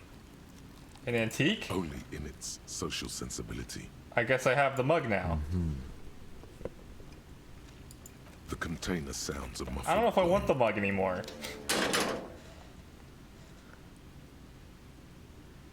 Interesting. That's one want thing to of the least. I think to improve your FPS skills without a game in mind is, I think, odd.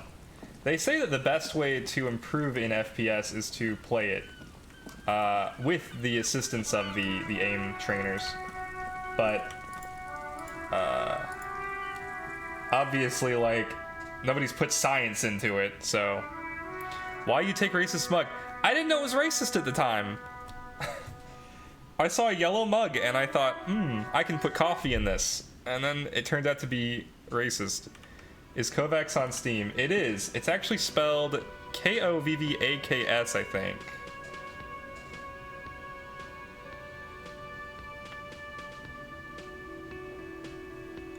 Oh no, it's Kovac. Kovaak.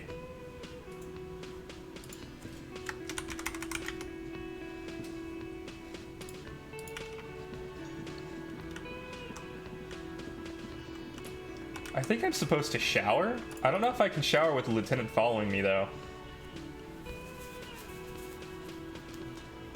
It's very specific. So, like, you have to play with a pistol from Overwatch and shoot in a specific way. And there are, like, little add-ons if you want to do anything else. I don't know. It's an interesting sort of experience. I only played a little bit of it, so I don't think I can clean up my room. Yes? Convince Kim there's a sexy dark mystery twist in the case.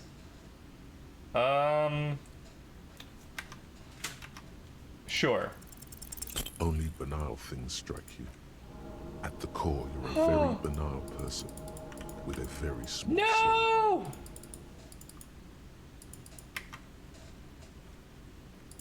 I forgot that kills me.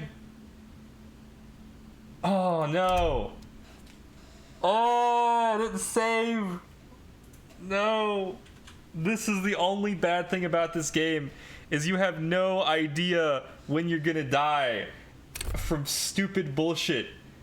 Like, I tried to explain to him that it was a sexy case, and he's like, and now I'm dead because my moral is low. My morale. Can I? Yes. Have you got? Like what? Ah! I don't know how much more Disco Elysium I want to play today. I'm getting frustrated a bit with it. I'm like low-key thinking about swapping over to Tim.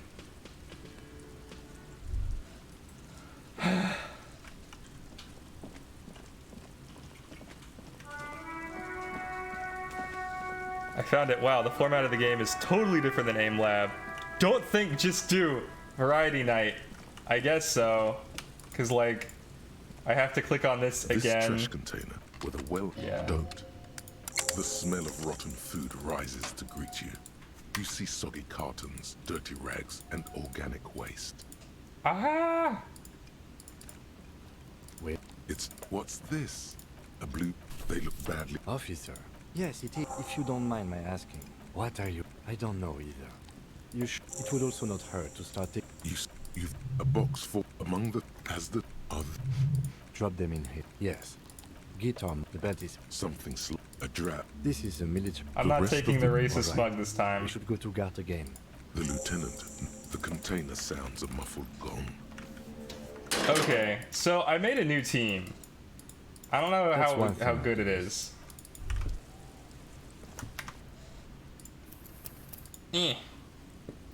But I'll play a couple games of Tim. I'll play just like 2. And then go back to Disco probably.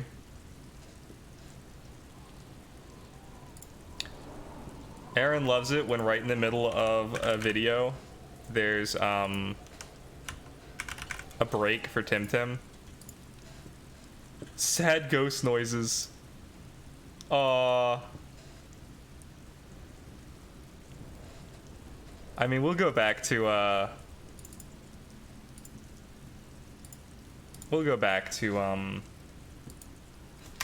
Disco for sure.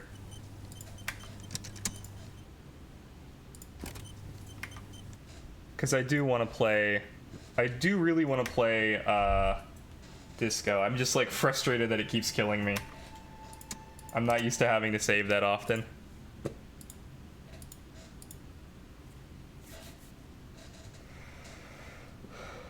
Oh hey, what's up? Where are you coming from, Garrett? Thanks for the raid, Check out Alt's channel, check out Garrett's channel. We're playing Disco Elysium and we've decided to take just a second and swap over to Tim battlings for a second. Hollow Knight running, it's like 2 a.m, so it is a sleepy one. Oh, I see. Yeah, I imagine you're very tired after some or some Hollow Knight. What were we doing in Hollow Knight? Just more speedruns?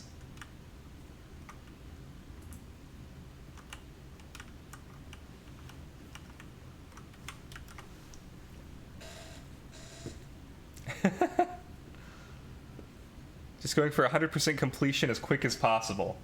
Okay, so yeah, a speedrun, a form of speedrun. This is the new team. Naga, Zaub, Raignit, and Kazuma make up kind of a strange core. Oh, what do we kill here? I see 2 electrics that definitely don't want to run into any earths. I feel like we have to kill the Mudrid. They're gonna kill the Naga because this is a very aggro team. If they don't kill the Naga, they'll be sad.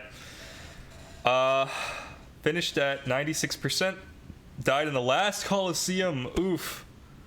This team needs a Loaddle. It actually doesn't. I don't love Loaddle on here. I mean, it would be kind of neat, I guess. Oh, let's do Zaub. And then see if they bring Imp. Or Ink.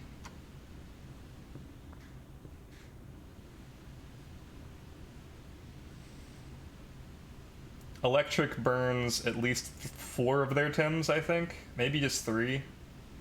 The Inky's scary, and the Wolfie's scary. I'm gonna have to ban the Inky. Gonna have to love you and leave you, but I hope the rest of your stream is awesome. Thanks so much, Garrett. Thanks for the raid. I hope that your next try for 100% completion as quick as possible doesn't end at 96%. There goes the Inky. Damn. Part of me wants to lead in here with a 2-rock. The other part of me wants to, I don't know, to swap over to a Raignit, but I feel like I'm just gonna get hit. Ooh, 2-rock is no longer good here. I don't have a ton for Wolfie, sadly. I think I'm gonna go with Kazuma, and we're just gonna have to kind of wing it. This is a sad lead for me.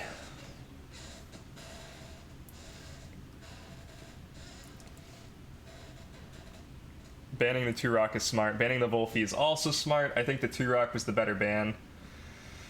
What do I fear? 1, 2, 3. Let's ban this guy. And then bring Raignit. And then I think 2-rock and Calibus are our next 2.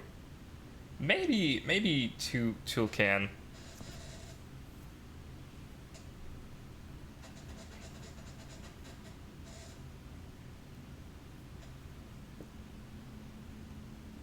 Not having a great option against Inky is like a big bummer. We're gonna have to deal with that very quickly. And I run Wastewater, I think. Oh, I get to pick again. 2-rock makes sense, I think. 2-rock hits here and here. It loses to Wolfie. I don't think it has any preference here. Oh, I get to pick again. Again. 2 wins potentially could mess up Calibus. I think I go Tulkan here. And then they go with this. Wow, that's brave. Ooh. Very brave.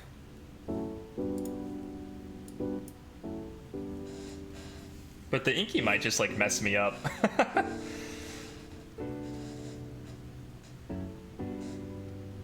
Look how fast we are.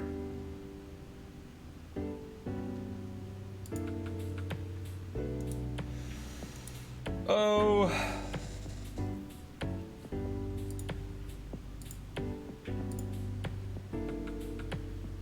If he's very clever, he's gonna try and hit Raignit here.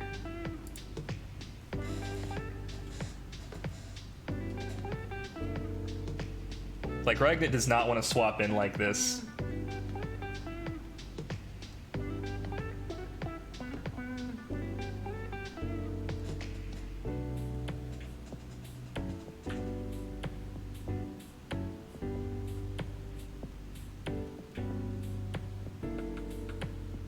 That's kind of funny.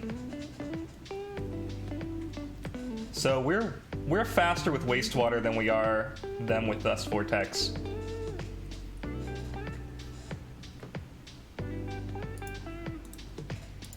I think Cyberclaw kills though.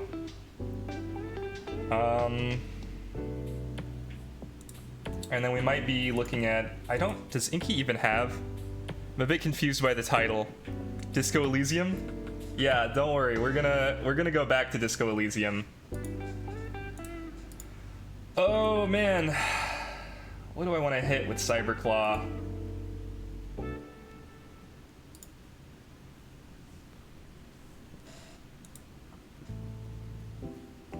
There's definitely a dust vortex coming.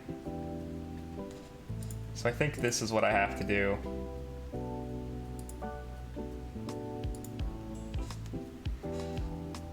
Yeah. It's Disco Elysium is what we're gonna go back to in a second. Yeah, there's the quartz dirt. I'm glad we cyberclawed. We're gonna have to swap the Zaubian out. I didn't change the title, I changed the game.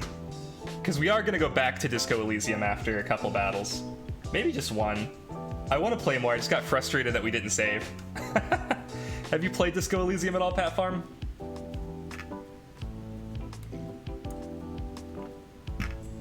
I did the same thing today with Tim Tim, Aim Lab, and chess. Exactly.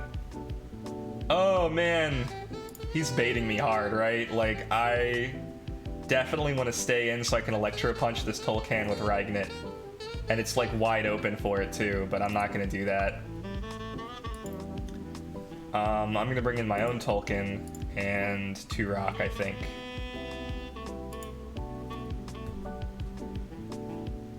Oh no! I'm still trapped. I didn't even look.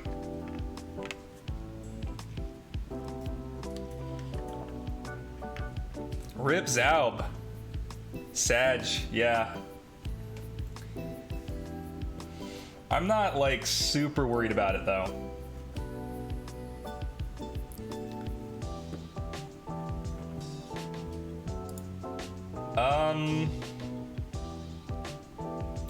I think I bring in, yeah, the Tolkien that I wanted to bring in earlier. He might swap to OB10 and Barnshee, which is fine, honestly.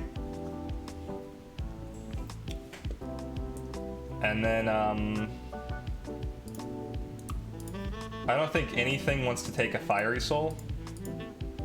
And then I think we just go for a Rockfall. If he swaps both of them, then it's gonna hurt OB10. If he only swaps Inky, then Tolkien's not gonna like the Rockfall either. And we get the thing with it. I don't hate this board state. I feel like I should hate this board state a lot more than I do.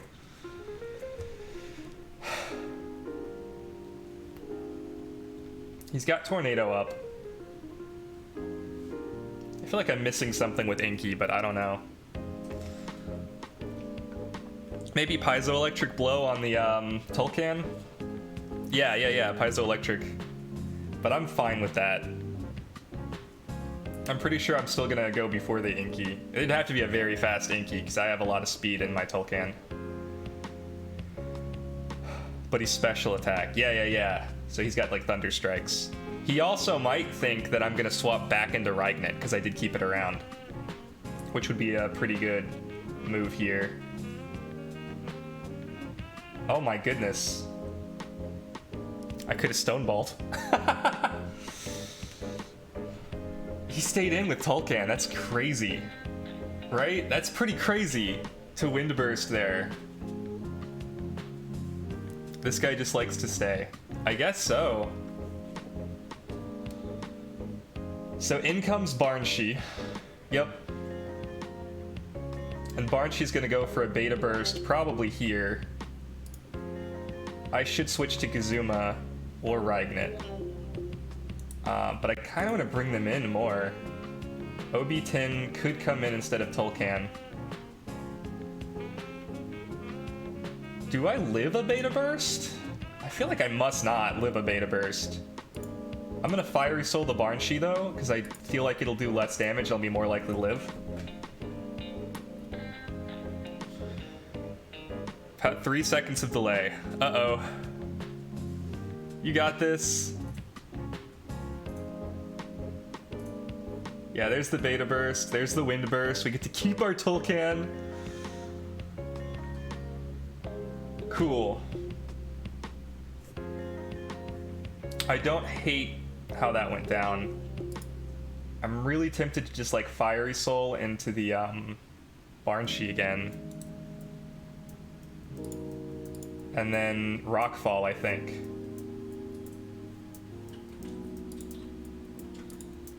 Just in case we get a swap again.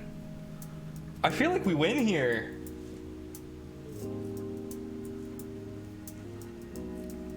Because he's got Tornado up now, so he might just outspeed me in Tornado, but even then, you know, like the Rockfall is gonna kill the Tulkan.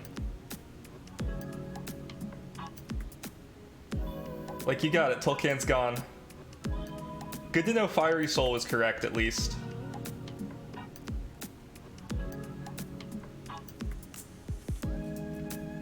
Fire Tornado on 2 rocks should not kill. Yeah, and we're still immune to the, what have yous.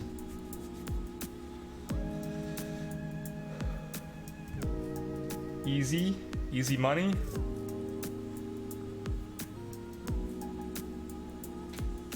I can drop in Kazuma and then swap into Rygnet.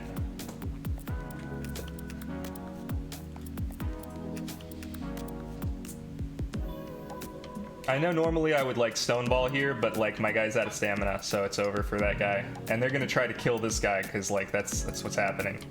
Tesla Prison kills this though. Rygnet, we tank.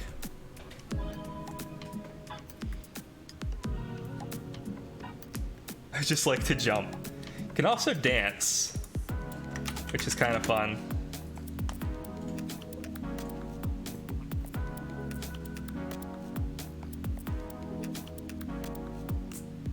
Emanip on Gazuma, not even close to enough.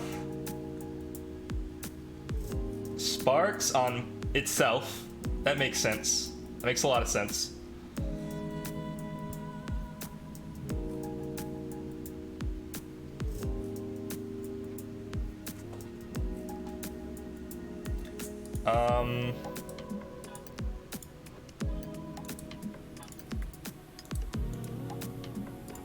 Yeah, we Tesla Prison to lower it, and then we... I don't think lowering its defense is gonna matter. I think I'd rather just like try to outspeed.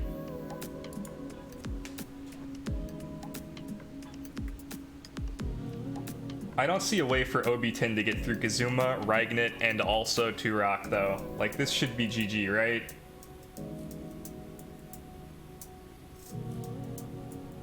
Digithreat. Yeah, deal.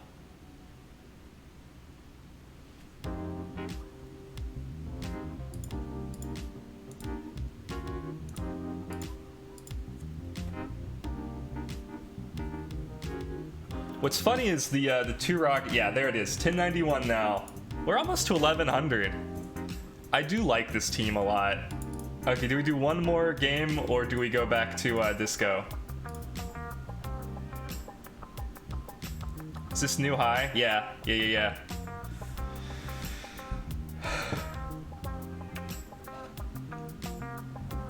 Thanks. 1091 isn't that high, but I do appreciate it. I want to get to 1500. I heard that's where all the cool stuff.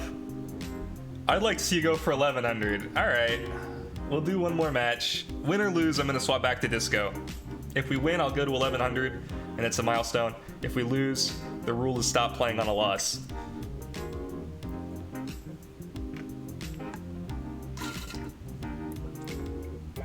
This is like intermission. I guess I could change the title to Tim Intermission.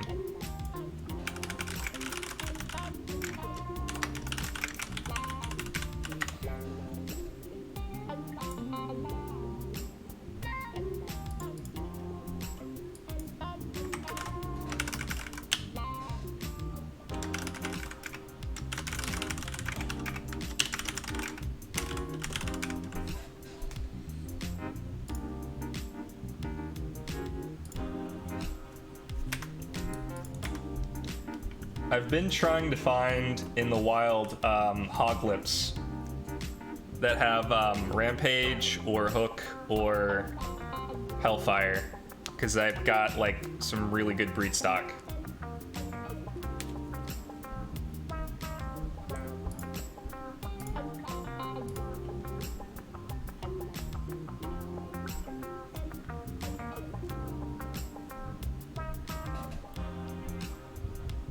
Interesting.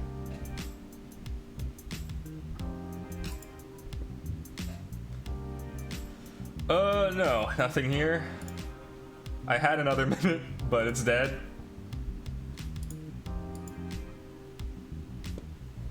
I need to get back to 1500 again. Let's all get there together. Yeah, that's the spirit. I've seen a lot of really good matches today. I watched a little bit of some PDX streams, and that was good. And I've also seen, like, I scrimmed against somebody today, and it was really good. Oh, I guess we're going into battle.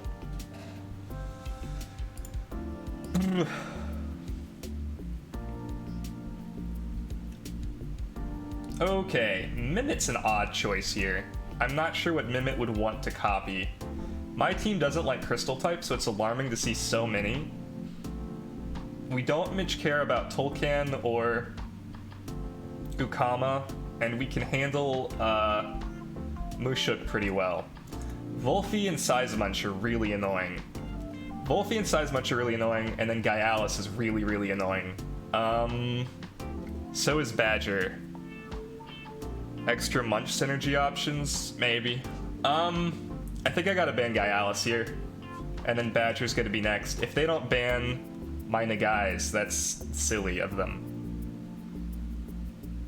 That should be the auto ban option, right? Like, wow. Okay, I'm gonna lead with Nagais then.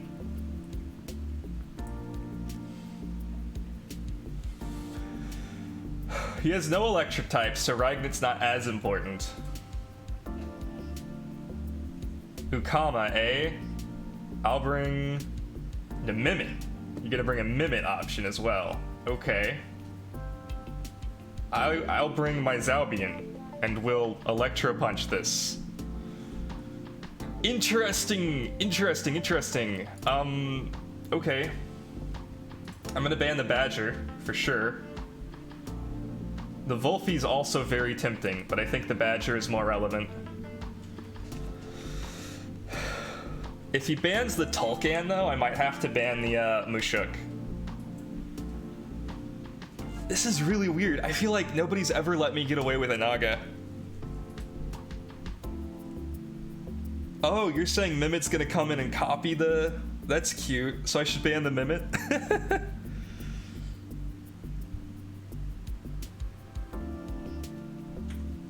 Yeah, they did ban the Tolkien, so I feel like now the Mushuk is the best option to ban.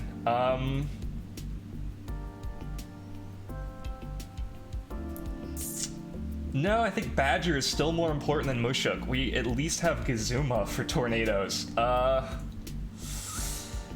Gosh, I hate this. No, we can bring Volfi, I guess. I don't think you can do anything to Volfi here. God, I don't like any of this.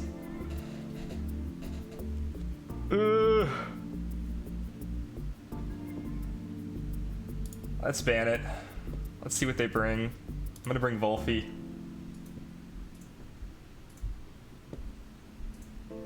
There's the Mushuk,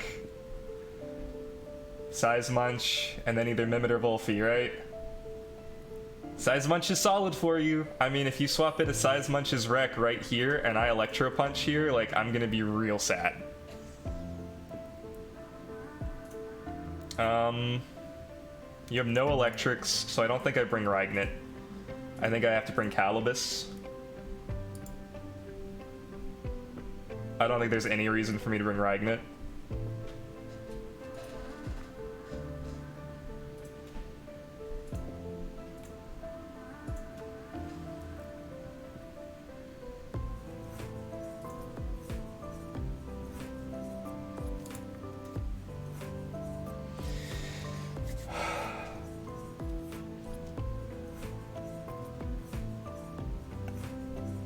He copies my Zaubian if he comes in with Mimit. Not my Nagais, right? His best move here is to Water Cannon the Zaubian. My best move here is to Electro Punch and Beta Burst into that slot in case he swaps over into Volfi, I think. Honestly, I might go for a wastewater, but then if it's Mushuk, I'll be sad. Oh, I can't even wastewater. I'm also really tempted to madness buff here. Oh, I can go for a wastewater. That would be cute. Wastewater or Electro Punch. I mean, I just really love Electro Punch here. But I know a Mimit is coming in. There's no way he keeps this out, right? Like, maybe there is a way. I have no idea what he's trying to do with this lead, right? Like, okay, let's just wastewater in case he swaps. He swaps the Tulkan out into Wolfie. Sure. And then I wastewater, and that might just kill it. No, not quite. Then we get to Beta Burst. And now I'm toxic. He must have thought I was gonna Electro Punch. What is going on? I now have the guys' Fury up as well. I don't know how good that's gonna be, but I can Psy Surge here, and I can also Wastewater here. Maybe he's in placements. Maybe he's in placements. That's fair. That made no sense to me. That made no sense to me either. Swapping, I would have swapped here.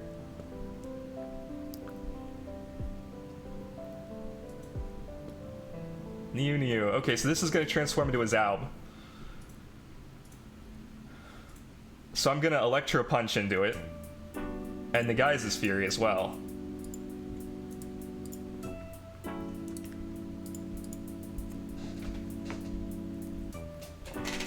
And he can plague my Nagais. I don't think that even kills my Nagais. He can also Dust Vortex my Zaub. I know I just Electro Punched. I probably should have Cyber Clawed, but like, I didn't want to get Electro Punched as well. So... that's gonna hurt though. That's very fair. That's very fair. Okay. Reactive Vial might save me from getting plagued, but it's not looking likely. Hey Lan, how are you finding things? I see the Zaub. Yes, the Zaub is nice. I do enjoy the Zaub. Plagued. Oh man, he knocked off the. He knocked off the. Oh man. I'm finding things going well for the most part. So Mimit's down. Tulkan's still a thing. I feel like the guys has gotten more than it's worth so far. He could bring Tulkan back in, but I would just Electro Punch. No, this is gonna be... So I'm gonna Beta Burst. I'm gonna Psy Surge, actually. And then I'm gonna Cyber Claw as well. And if it's a Tulkan swap, then that's fine as well, I think. Do we just, like, win here?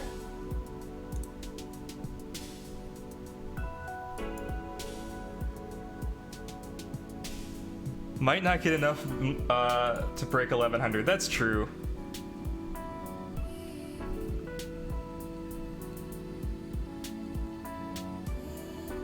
Wastewater's the guys. Hilarious. I think the Wolfie might be able to Dust Vortex my Zaub. Nope, never mind. Momo's done. And I'm back to being just electric, so that doesn't kill. I'm back in 2 days now. I got plenty of new ideas for teams. Awesome. I have waiting for you an egg, a Nesla egg. Okay. He's bringing in a Tulkan. I should bring in Gazuma. No, I shouldn't. Yes, I should. Yes, I should bring in Gazuma, and then I should swap the Zalbi into a Calibus. He just used his Dust Vortex. So I want to Tesla Prison here. Yeah, and then I want to swap to Calibus.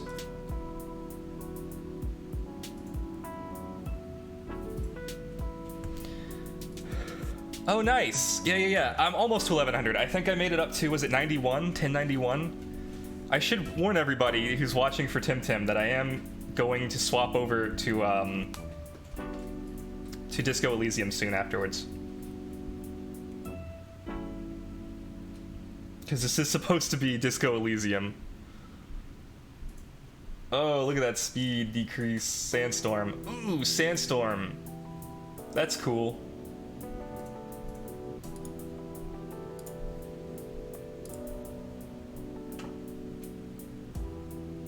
I think we just go for the Tulkan.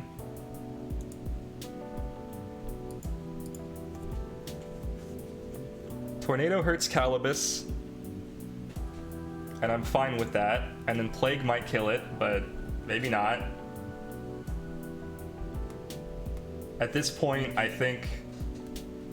Oh, he's gonna DV on Kazuma, which does not kill me. Now he's knocked out. I get the Aqua Stone, which means next turn I'm gonna get a free Tornado and also Toxic Ink right here. This is so good. Oh yeah, we made it. 1104. Boom. Look at that.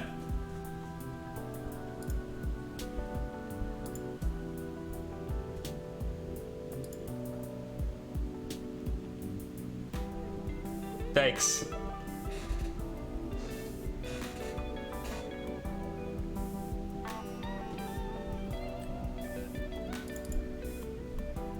I have to know if this is a Hellfire or Rampage or whatever.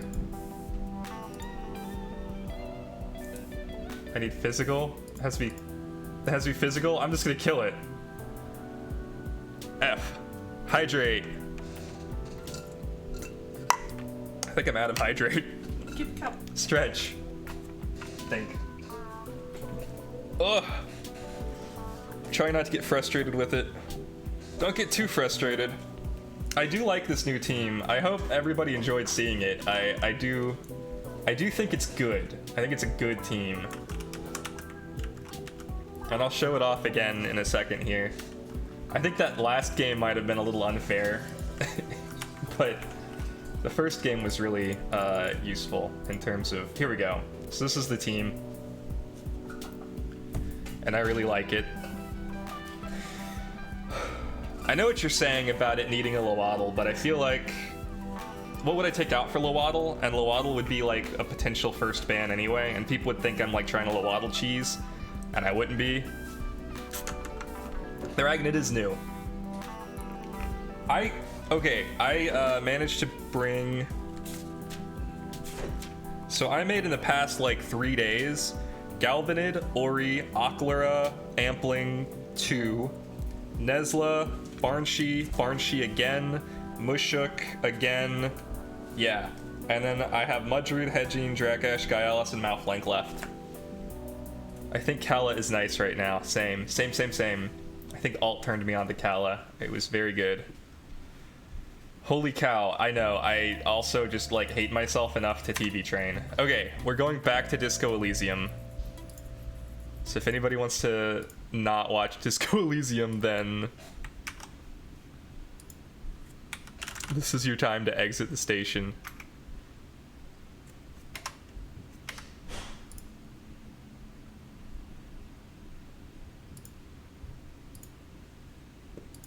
I think I'll walk my sweet doggo.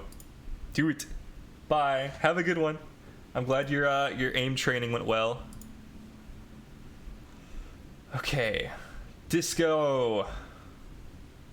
It's not dead.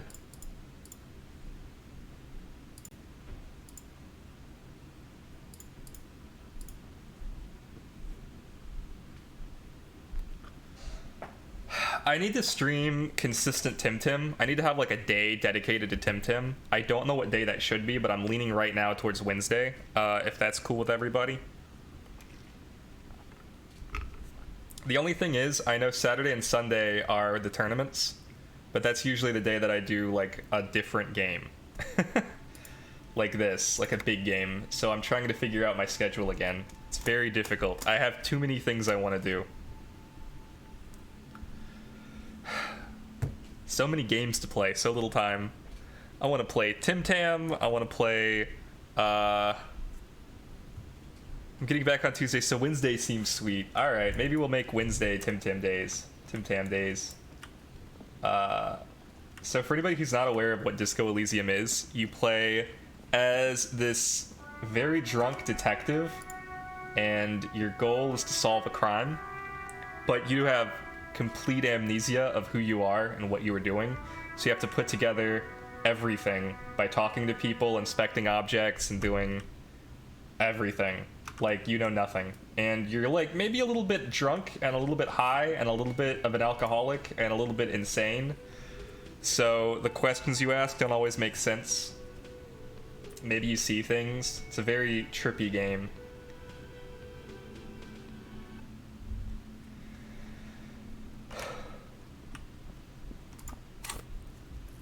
We can level up one of our things. I'm not sure what we want to level up right now. And then, who put the clothes in the trash? Ask Kuno and ask Gart. Read your ledger. Find out who's in the union box. Sing karaoke.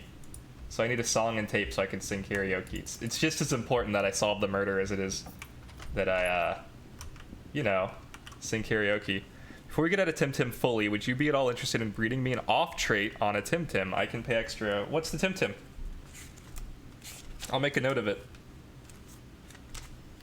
If it's one that I was, if it's one that I would typically breed anyway, then yeah, absolutely. But if it's like Yowler or something, then probably not. Can I not shower? A mirror hangs on the bathroom wall. In it, your face, adorned with the expression. I think I already did this.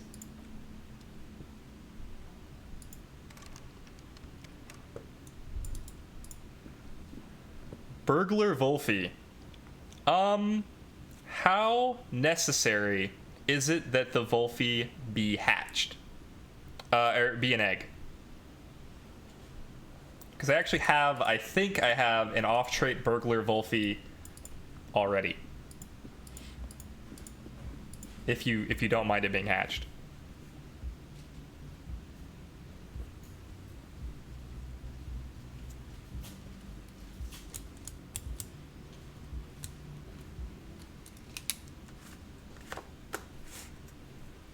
Burglar Wolfie's an interesting one.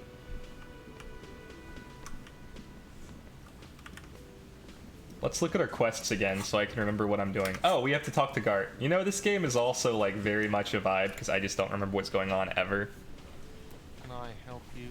Here's your container key. I hope you found what you were looking for. I found a victim's clothes. How strange. I certainly didn't put them there. Maybe you don't remember putting them there. Maybe you were sleepwalking or in a fugue state. I think fugue states are more your forte, officer. Could someone on your staff have put them in there? Sylvie had the keys before I got here, and I can vouch for her. I can vouch for all my staff. None of us would tamper with the crime scene. Who else has keys to the trash container? The trash collection service, CS Municipal.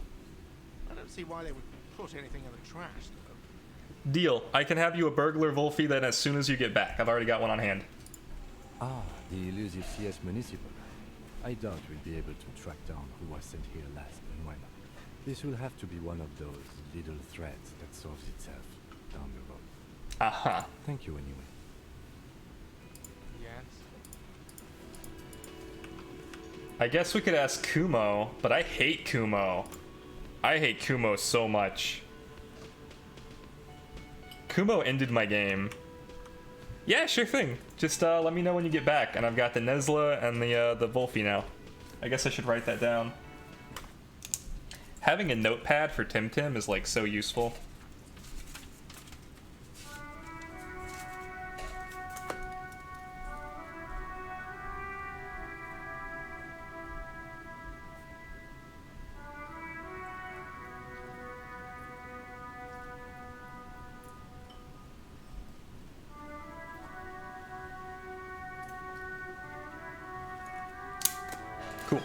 Cool.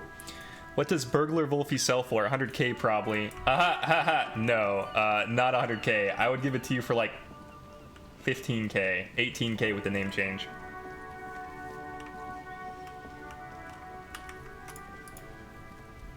Necromancer pig. That shit was dark. going in there like that. Oh, brutal shit. Tell me, Kuno dies. You're gonna pick one out of his brain like that too? Kuno's gonna go out in a hail of bullets. Gonna look like a fucking porcupine. I gotta ask, who is Kuno? No, I don't. That's what killed me last time. Need anything? I would love more coffee, if you don't mind. What do you know about the body? Shitload pig. What's your question? Don't tell the pig shit, Kuno. This is where you quickly ask him questions. Real cop questions.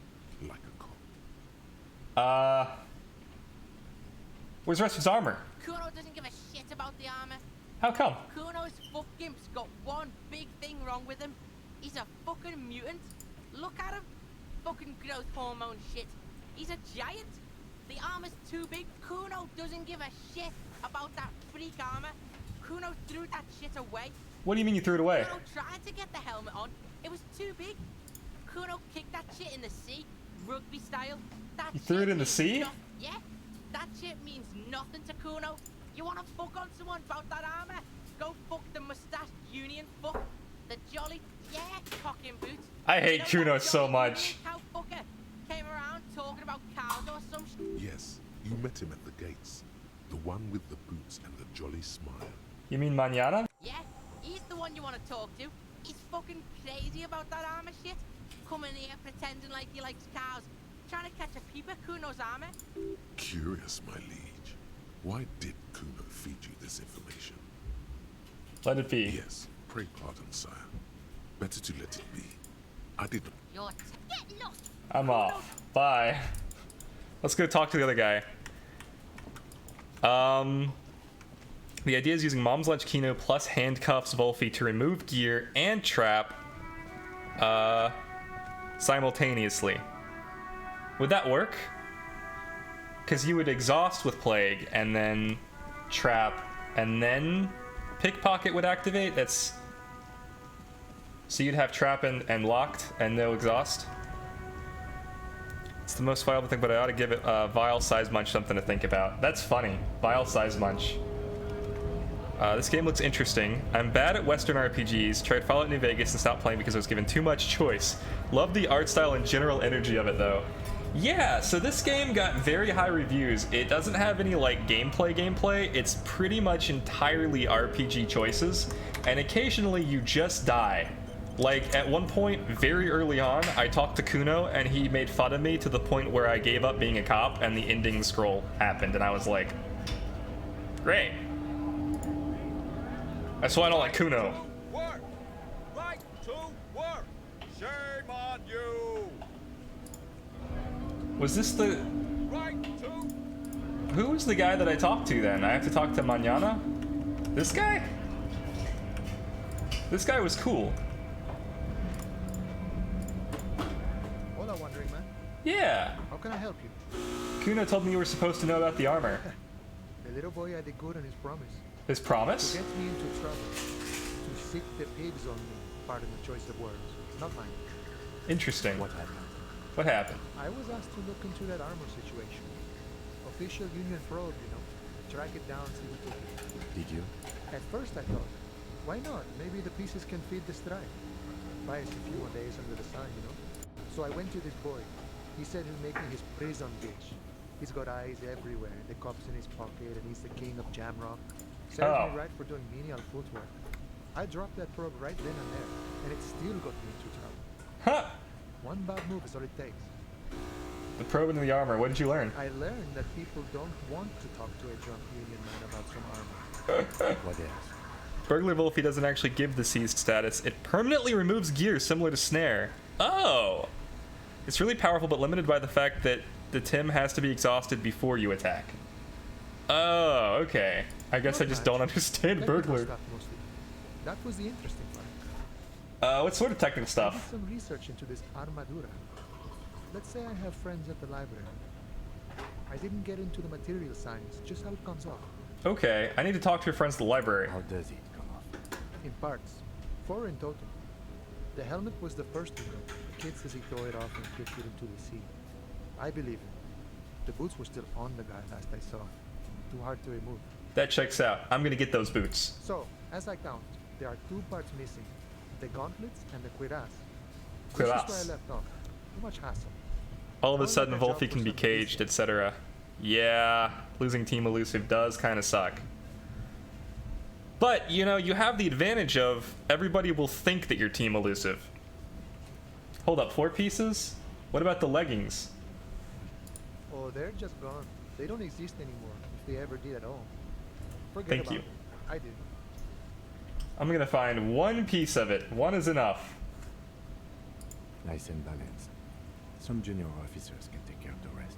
Smart choice. It's only that one spot you need armor too. The one the bullet hits. Ha! Thanks for the No cooperation. problem. If you see... Oh. Good, good. What matters do you want to discuss with Everard? He might have information about a killing that took place behind the hostel. Everard's got a lot of knowledge about a lot of things, eh? Doesn't often dole it out though. But sure, How did Manana know about the bullet? That's a great question. I don't operate in that capacity. I'm not a granter of passage. The passage grants itself. If it's so simple, why did the scout leader warn you of the guards blocking the way? That's simple. I just walk in? Aye. Walk right past Measurehead and go in. Measurehead, I think I met him. Meter tall Semini supremacist up there. Walk right past him, Mm-hmm. Right? then press the button to unlock the door, Yeah. then go past him again, Okay. and you enter the arbor through the office. So you're saying it's actually quite difficult. Don't worry, I'm sure it's not completely impossible. Uh-huh. For example, you could best Measurehead in a physical confrontation, or you could convert to a Semini supremacist worldview. Or Got it. Another thing. Sure. Good talking to you. Gotta run. Save, save, save. Always be saving. Considering the name Hamburglar, which is funny, but gives too much info. That's true. I'm not nicknaming any of my Tims. I know a ton of people who really love to nickname them, and I get it, like I do, but there's just no way. I would forget that like I'm supposed to name all the Wolfies the same thing, and then I would mess it up. So I'm just not nicknaming them for now. I have one nicknamed Tim that's like 7 SVs, and it's ETE, and it has the wrong trait. It has Bully instead of Brawny, so that's fine.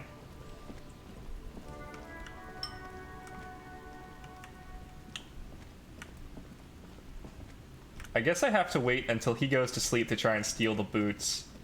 It's almost the end of the day. This is still day 1. Who put the clothes in the trash? Who else has authorized access? Ask Kuno if he knows anything. Sing karaoke. Find out who's in the union box. Wash off the death smell. Fridge victim's body. Ooh, that's an important one. That's right, that's right. We need to find the librarian.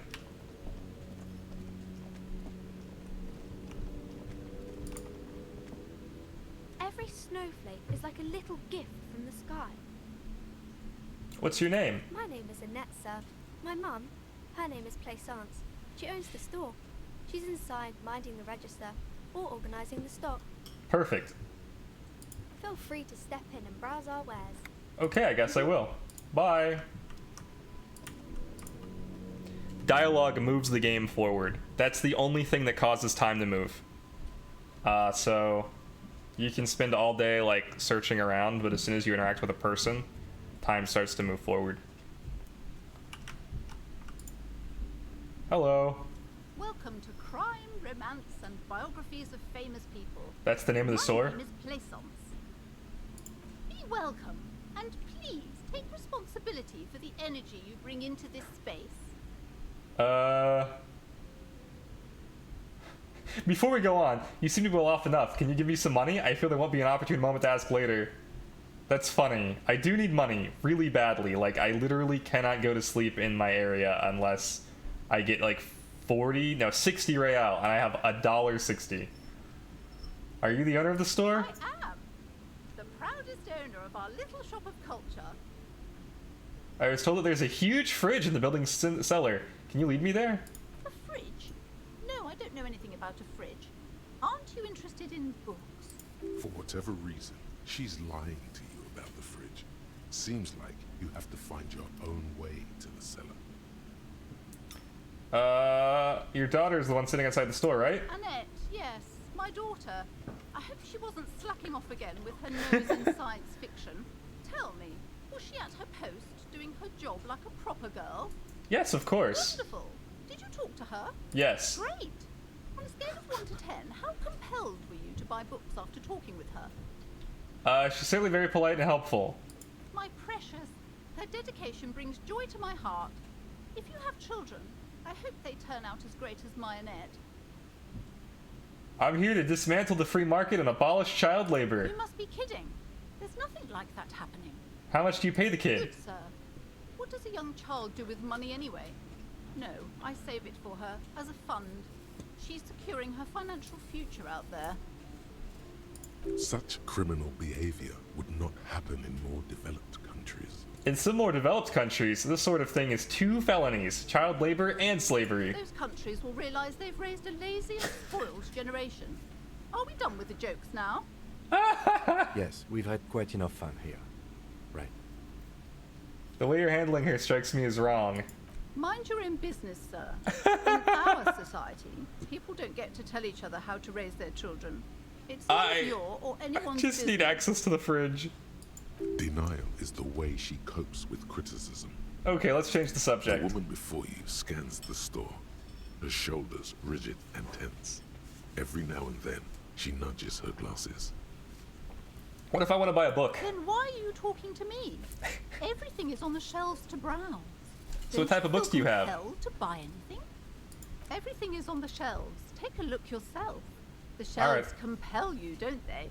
I'll take a look then. She smiles and... Farewell, book peddler. How do we get into that fridge?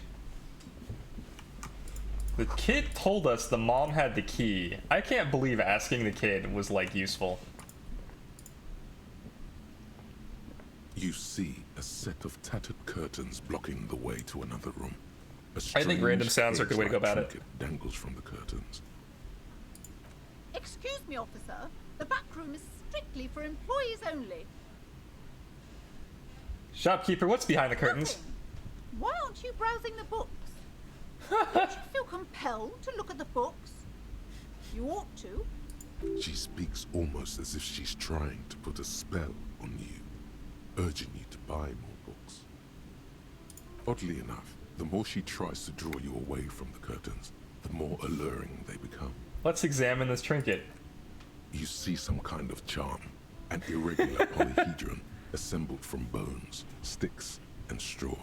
Inside, a disturbing fish head with empty eye sockets stares at you.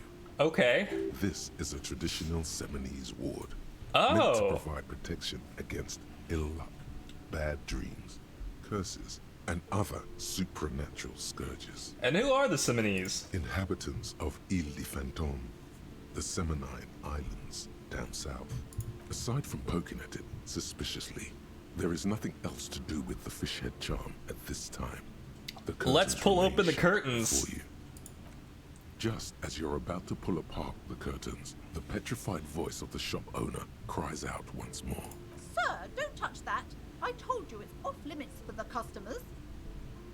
Parapsychologically speaking, we're done if you decide to open them. I won't be held responsible for the consequences. It's too dangerous. She looks away, mumbling. Why is everyone always messing with the curtains? Why can't they just buy books like normal people?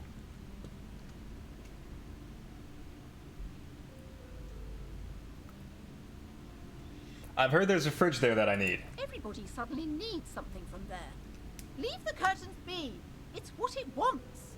Man, this is different. I'm a police officer. I need to get in there. Why? It's not like anyone was killed there. I'm sorry. I don't mean to be so impolite. Just please don't go there. I can't allow that. You'll only make things worse and unleash the powers. What powers? The curtains do seem frail suddenly, not robust enough to contain a slippery darkness. I sense this place calling for me. I must investigate beyond the threshold. You do? My God. Even more reasons not to mess with the curtains. Just step away, dear sir. You can't stop me. I'm opening them. No. Yes. Just talk to me, officer. Come here and let's talk this through before you decide to do anything extreme. Get bit, I'm going in. Talking is always good. Go see what she has to say. The curtains, tattered with age and covered in dust, hang before you, as if taunting you. Alright, fine. I'll go talk to her again. There's a fridge back here, I can feel it. Hello again, esteemed officer, and welcome to crime, romance, and biographies of famous people. Why are you so uptight about those curtains? I just want to know what's on the other side. I already told you, it's just a storage room for employees. I don't understand why it's so important to you. Just let it go, officer. Go buy some goddamn books. You're supposed to be drawn to the books.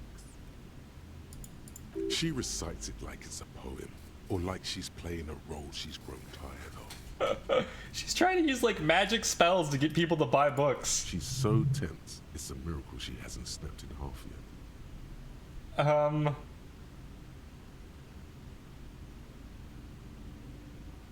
Why are you still talking about books? Are you trying to put a spell on me? Spell? As if. This place doesn't need any spells or hoodoo mumbo jumbo. This place has wonderful energy. Okay, fine. It's just because this place is cursed. Just like everyone said. They don't call it the doomed commercial area for nothing. Are you happy now, officer? Happy that you've ruined everything? Host of hosts, she prays. Guard me and my honest business venture from the curse that lurks behind the curtains. Have you sought help from anyone? Yes. I've contacted numerous I just need to use the fridge. and even a pair of Simonese mediators. They provided me with the wards. Oh. The wards help to keep the doom at bay and protect us against the darkness that lies further in the building, even though now I fear it's not enough. Is your pendant part of the wards as well? Points at necklace. Oh, this? No, it's a special Himian amulet, blessed by desert pygmy shamans, with a spell of compulsion. It's to compel people to buy books. There are numerous spells cast throughout the store. I had the books anointed with a different inducement spell, for example. Right? It's Same. guaranteed to boost sales 15%. Desert pygmy shamans. That sounds like a rather questionable way to describe a group of people. How does this curse manifest itself? I want to see if I can trick her into thinking that I'm an expert on curses so that I can, like, ward off the evil. The curse is so much worse than you could imagine. It's a disease, eating at the very foundation. It's the curse of financial distress, of ruin and bankruptcy. That's it? I was hoping for something more paranatural. But officer, there's nothing natural about entire companies declaring bankruptcy. I'm talking about cacodemons, feeding off bad business practices and disappointing income statements. What the hell? There's something wrong with this building, I can tell you. Ever since I arrived, I've sensed an eerie lingering presence, as if I was unwanted here. Would you like me to take the case? I could investigate, see if the curse is real. Most certainly not. Damn it. I don't want anyone who's not familiar with the psychic arts to get involved in this mess. Stay away. Leave the spirits be, so they can return to their slumber. My liege, you know what this case calls for? A para-detective. Absolutely. Ah! There's a high chance. On a quest to freeze the body gives me a bump. Gave smart-ass parenting advice gives me a subtraction, though. Damn it.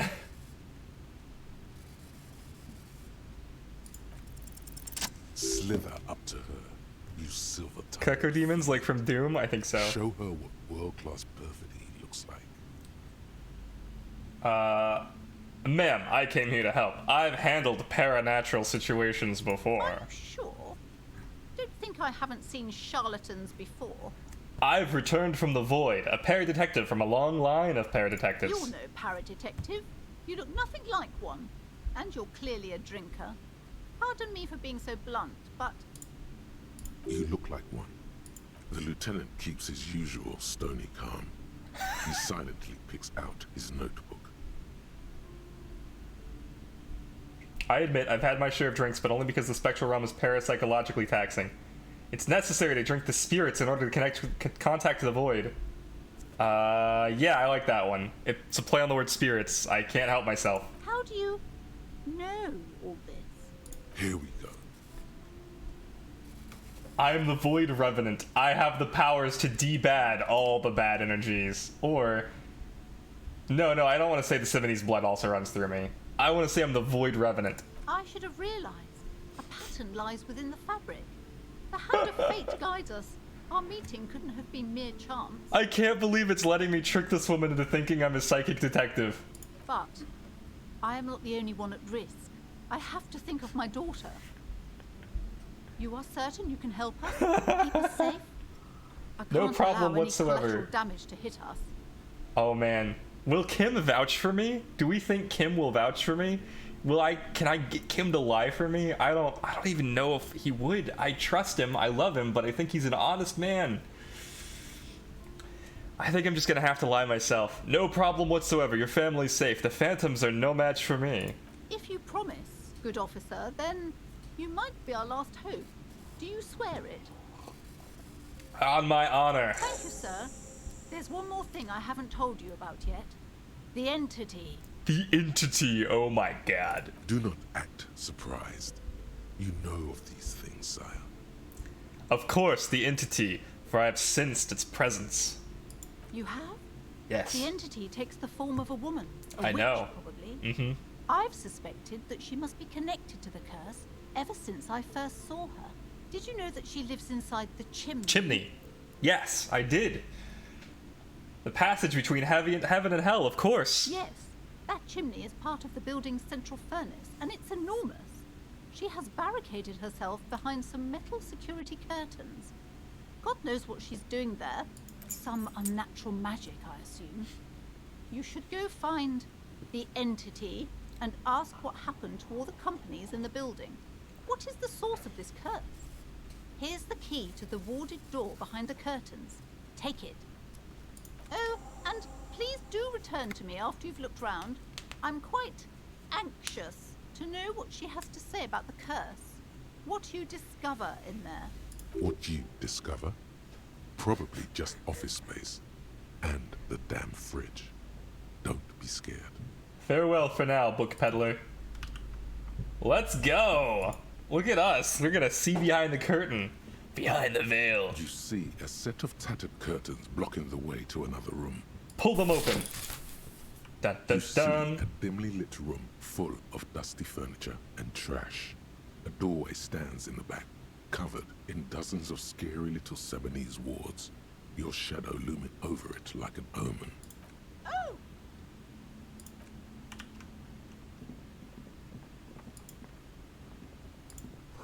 Ghostly silhouettes of hairdryers. A vaguely androgynous portrait of a man. A heavy door with a missing handle stands before you, covered in dozens, if not hundreds, of Sebenese trinkets and charms. It appears to be locked. Unlock the door with the key. After exerting some force, you manage to turn the key.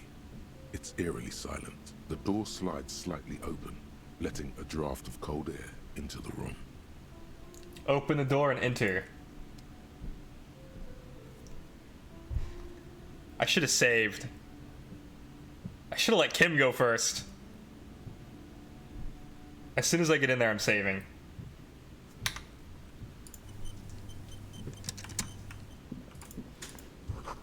Sand is dripping from a punch bag. Poster says, Citius Fortis, the rest is worn off. Worn out wall bars, they look unsafe. It smells like leather and sweat. And there's a doorway. Never mind. Wait, what? It's dark. And the flashlight works a lot better if you hold it in your hand. I will be right back.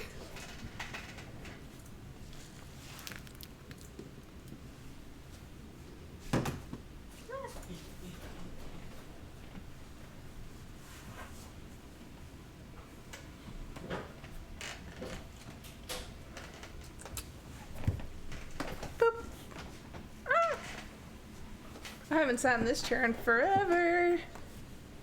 It's a tall climb for a short bean. But anyway, I am Bean. I invade while he leaves.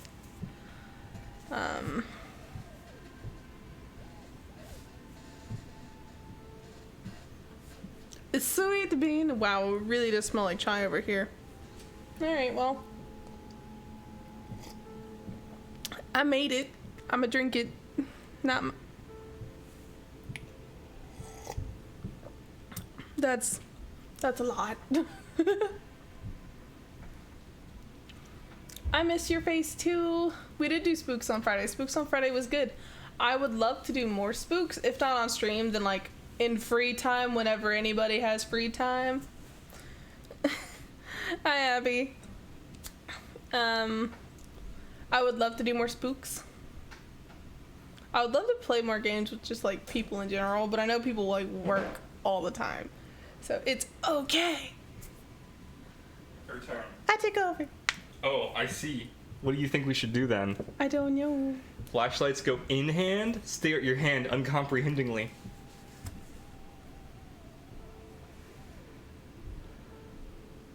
Yes, you might even call it a feature of the universe that you need to hold tools to use them. I'll leave. I don't like choices. I don't like making. Well, actually, I like making choices, but I don't want to mess up your game. Yeah, Abby, the choices in this game are bizarre. I was hooked from the very first. The very first, like, dialogue options were about, like, whether or not to wake up, basically.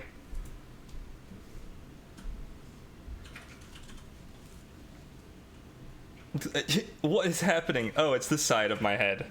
There's, like, one tangle of hair that's, like, stuck on my headphones. I hate it. Okay, there we go. Work sucks, but we will find time, indeed. That makes so much sense. Now let's get to it. Okay, so now I need to go to my gear? Here it is. Probably don't need to hold the bags anymore. Look at that. I can look around with the flashlight. This is great.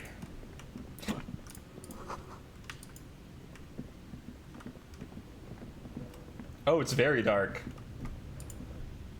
I'm glad he told us. Can you say no and end the game? I don't know. I didn't say no. A large demijohn full of strange liquids. Wild animals stare at you in the dark, stuffed and mounted. I also love that it's got like a very French vibe to it.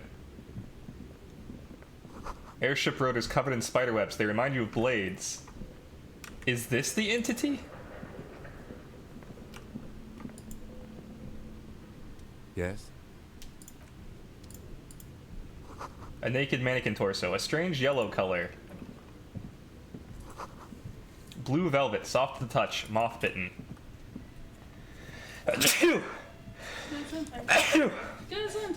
Thank you. I don't think so.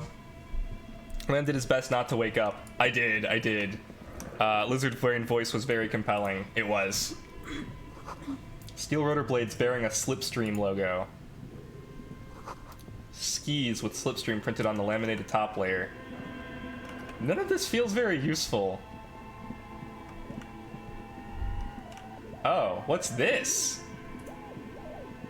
Your flashlight slides over an old green chalkboard covered in scribbles, sketches, and schemes, like some ancient cave mural. This looks like D&D. Some of the writing has faded with age, but you can still make out sections here and there. Photos and drawings have been pinned to the board. Inspect the drawings. These lithe, pointy-eared creatures appear to be different types of welkins. You make out autumnal candle welkins, casting wax-based magic. Translucent welkins, with organs shining under their skin. And even ether welkins, hailing from the vast emptiness of sidereal space. You should adopt one of those welkins as your persona. No longer a mere man, but a welkin. Drama is clearly the Tumblr brain. One of the welkins, towering among the rest, appears to be different, however. Examine the welkin. This is important. It's Vara Hamira, a high welkin, his face white and scarred like cracked marble. This is clearly a welkin supremacist. The note says all non-Welkin races will be purged. Why are the elves from the Fantasyland racist? Everybody in this game is racist. I don't want to be a Welkin anymore. The Haldor, the Dwarf, the humans, and even headless men, all of them purged. Imagine a world filled only with Welkin, Green Welkin, Dread Welkin, and the High Welkin to rule them all. These are obviously standard for elves. An inordinate amount of time has gone into drawing these little Welkin creatures. One of them's a Welkin supremacist. Mm-hmm. Political commentary. Disco That one has a racism. great beard too.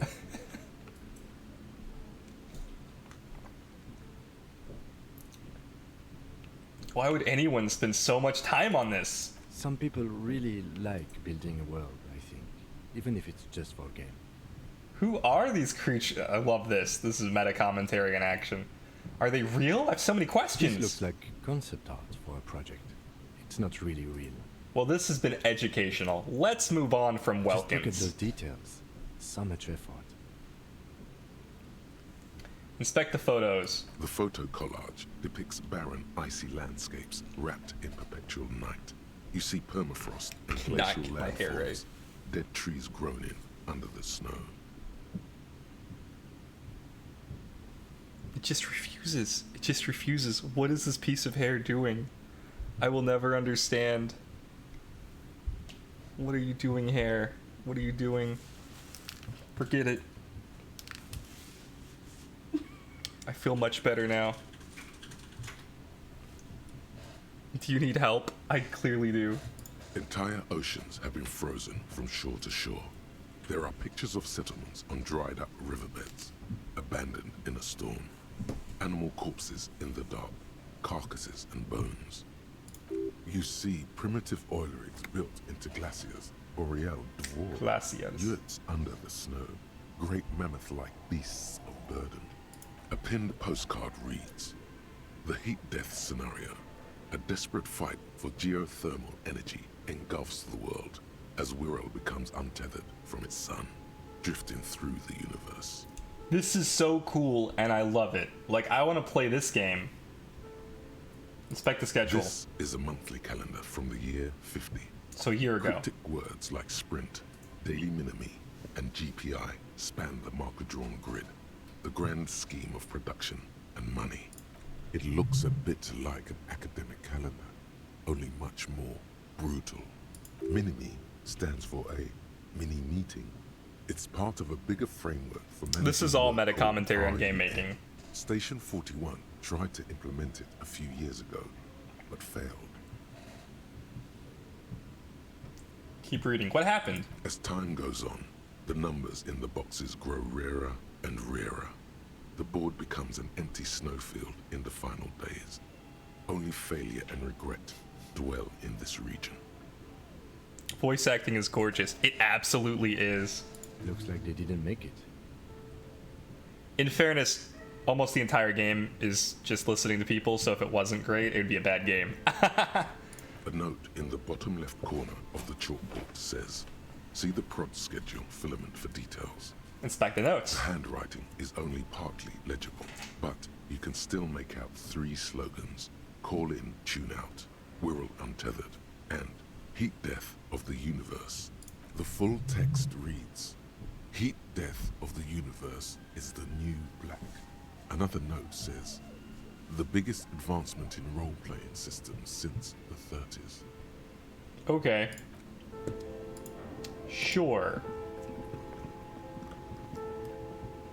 Scribbled across the notebook, developers of the most advanced RPG in the universe.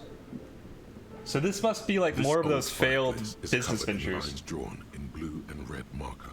The mesh spreading over the stone like blood vessels on alabaster skin. It looks ghostly and strangely ancient.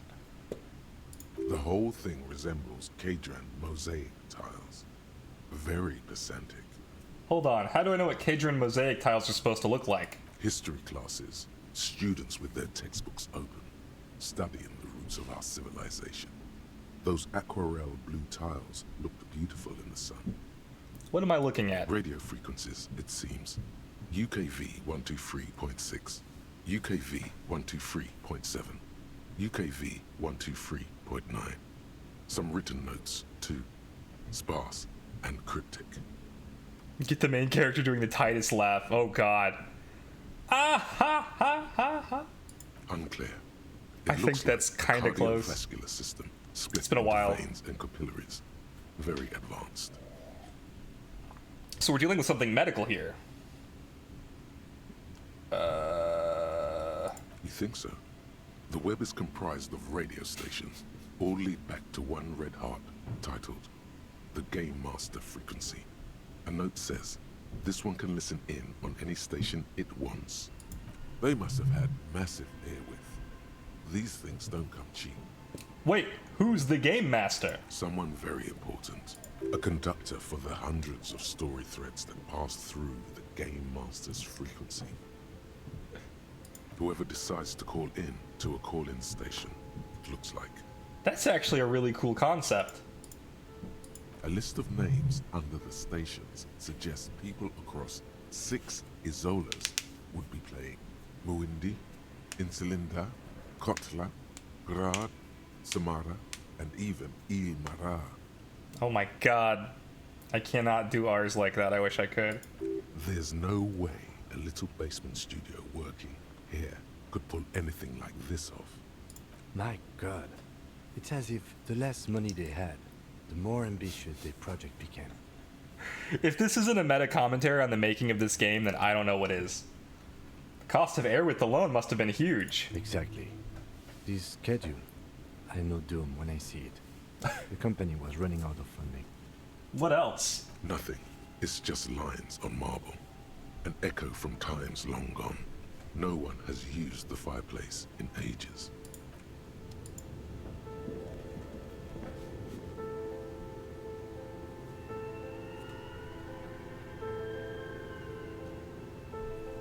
I don't know why they come from right above me, but they do. It's really funny. Maybe they're coming out of your paper ceiling. Maybe. Okay, well, where's this fridge? Oh, this is the bear. This is the bear fridge. You see a terrifying ice bear with a strange compartment in its belly. The door is covered in frost and the bear's eyes are glowing red. The bear looks oddly realistic. Is it taxidermy? Is that a reference to Persona? Not that I know of, but I haven't tried to grind anything out. It looks like you achieve experience points by talking and clicking through paths. So the more you talk, the more you level up.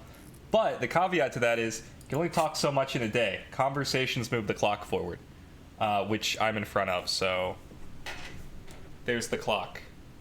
Yes. This must be the fridge you were told about. Look inside. See if it's big enough for the corpse. Crack open the door. A gust of freezing cold air rushes to greet you. You hear a low grumble as the bear regulates itself. This is the inside of a refrigerator. The lieutenant takes a peek inside. His hand has found the holster of his gun. Relax, Kim. It's the fridge, remember? Of course. A giant ice bear-shaped fridge. Come on, Kim. Just what we were looking for. Let's see what's inside. The shelves are empty. All you see are crumpled ice cream wrappers with the brand name, Revachol Ice City. A handwritten note has been attached to the door. The fridge is huge. Take the note from the door. You pocket the note and the little fridge magnets keeping it on the door. I got fridge magnets. Examine one of the ice cream wrappers. A friendly cartoon bear smiles back at you from a Oh glossy my God! cellophane wrapper. It looks nothing like the fridge. That's hilarious. The paper still smells of vanilla and chocolate. What is a giant bear-shaped fridge doing in an abandoned cellar in the first place? Good question. It looks like an ice cream fridge. So they tried to sell ice cream from this hyper carnivore? I know. What an unfortunate marketing choice. What is even worse, the bear is still costing them money to this day. To the red snaky cable running from the fridge. The fridge buzzes with energy. The electricity bill on this thing must be catastrophic. This is clearly the fridge. It looks big enough for 2 corpses. It's certainly an eccentric choice, but it is capacious and cold enough, too. Your visual confirms you could fit 2 more bodies in the ice bear fridge. Shall we go and get the body, then? I'll take the head, you take the feet. The stairs won't be easy, but we'll manage. Okay, let's do this. The body is heavier than you expected, and stinkier. It takes half an hour to get it down to the basement, then 10 more minutes to stuff it into the fridge. The lieutenant takes a step back to admire your handiwork. Beautiful. A dead body in an ice bear fridge. This is some of the best police work I've ever done. You have created an ice bear sarcophagus. Really? You think it's good work? No. Behold! We have created an ice bear sarcophagus! Talk of the ice bear sarcophagus must not leave this room. I think this is a glorious achievement and people need to hear about it. No. This isn't police work, Kim. It's art. We're artists, and this was our vision. If I were an artist, this would certainly not be my vision. I would be much, much more conservative in my work. He's right. His work would be much more formal. At least we've stopped the body from decomposing further. Now you can conduct another inspection under controlled circumstances. Inside the icy realm of the ice bear fridge, the corpse stands slumped, waiting.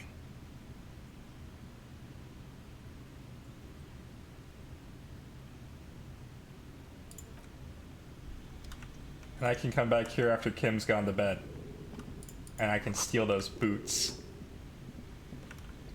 The wall collapsed. It's inaccessible now.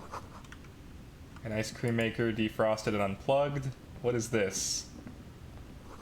The flashlight casts a strange shadow. There's a hidden doorway here. And in here, 2 rescue rifles are hidden above the piping. They look inoperable. Okay. Someone has stuck some busted guns beneath the ceiling. Holy shit. This place is huge. How is it a bookstore? Disco Elysium, that's right. Frozen ice cream maker that's still running. Oh no. Intercom wires running into the breaker box. And then stairs. This must leave out this gate. Most people settle for bed after 2100 or not long after. At night, the streets are emptier. By 2 a.m., everyone's asleep. I wonder if not sleeping has any negative effects on my character. Because I really can't pay the guy. There's just no way. How are you, Moo? How did PvP go? I watched as long as I could. Even after I stopped talking, I kept watching. It looked like there was at least one game that went well for you. But I didn't see the end of it. 6 out of 20. You played 20 games? Damn, Moo, that's a lot of games to play in a row. I get tired after like 10. I did play 2 on stream. Because we took an intermission from Disco Elysium. And I got to 1100 TMR. Where's the rest of the armor? Investigate doomed commercial area. Search the malignant entity. Plaisance said she lives inside a chimney. Find a way in. Kuno lied to you. Return and confront him. Oh my god. Track down your gun. Track down your badge. Pay for damages. Oh man. I need money. I need money so badly, but I don't want to pick up bottles.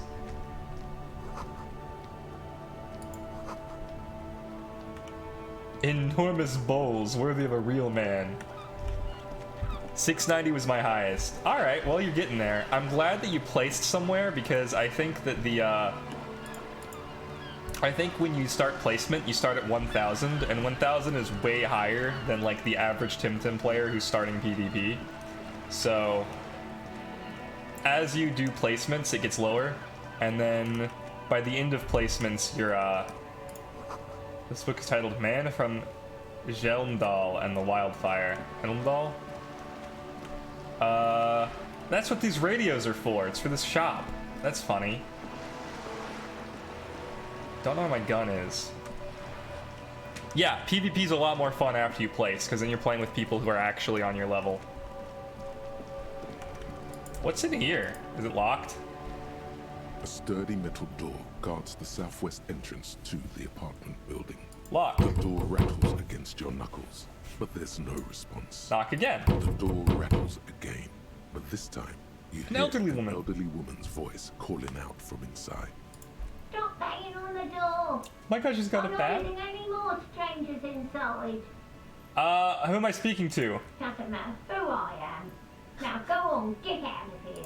From within comes the faint sound of a broom sweeping across the concrete floor. This is the police. Open up. The police? Everyone knows the police don't come round here. But I'm not joking. No. I already told you. I won't be responsible for any more strangers getting into the building. Any more? Go check the backyard door. Maybe someone there will. I'm having so much trouble with my hair, and it's distracting. Need to comb it. Backyard door. There must be another entrance to the east. Kim, tell her we're real policemen. Madame, I assure you, we are real police officers. There is no reply. Just... Alright. Interesting. Okay. There wasn't really anything down here last I checked. There's this dude. I should save.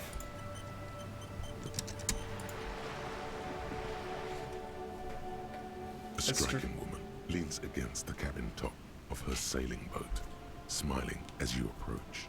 Her green raincoat glistens with droplets. A silk scarf is tied around her throat. She looks rich. I wonder if she'll give me money. I need Good 60. afternoon, officers. I'm Joyce.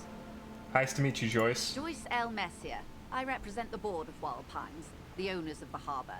You gentlemen must be from the RCM.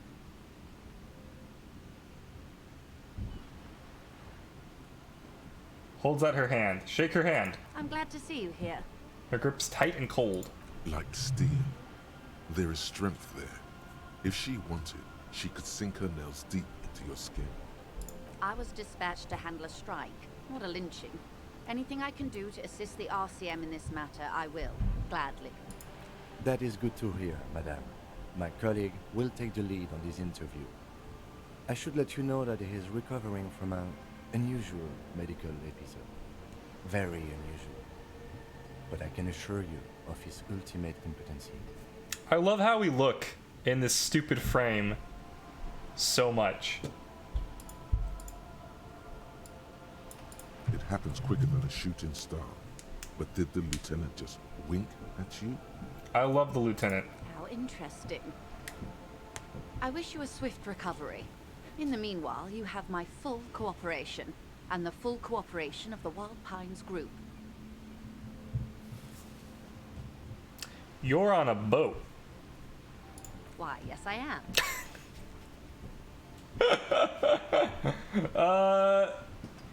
Does she have a name? The boat?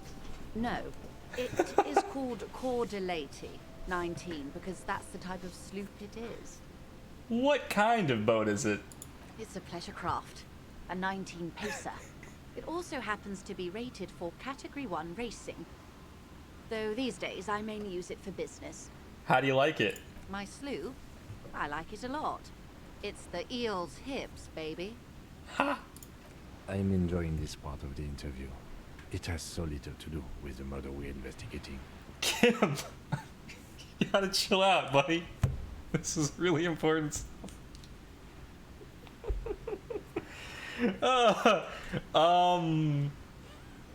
Not a lot of people on boats, are there? Of course there are. We're on an archipelago. How else are you supposed to get around? Wait, we're on an archipelago? Yes, we are. We are on Le Caillou. Technically, the neighboring Ozon and Fas Alamer island groups are archipelagos, while La Caillou, by contrast, is a single fertile landmass, the fourth largest island in the world. It is not an archipelago. Wait, I thought Le Caillou was one big island. Okay, if you want to get technical. I the do. point is, we're all on islands here, and sail is still the most expedient way to get from one island to another. Especially when you're in a hurry to resolve a strike. Still haven't seen anyone else sail a boat around here. I haven't seen anyone else drive a souped-up Capri Kenema motor carriage either. That's a fair point. Actually, that motor carriage has been specially issued to serve as a patrol and pursuit vehicle. It's for crossing long distances in the greater Ravachol industrial harbor. It's not a toy. It's a little bit of a toy. Neither is this. A toy, I mean. It's a machine for crossing long distances in the Bay of Revachol, between the city and the islands. Kim and Joyce would get along. They're both speed demons. You need to make this lady admit she's only riding around on this boat because she's rich. Why? Why what? Stop thinking. Take her down. I'll come off like I'm envious, and I'm not. You're not? Okay then. Just keep on admiring the boat then. Unburdened by envy. I think I have a handle on the boat thing. Good.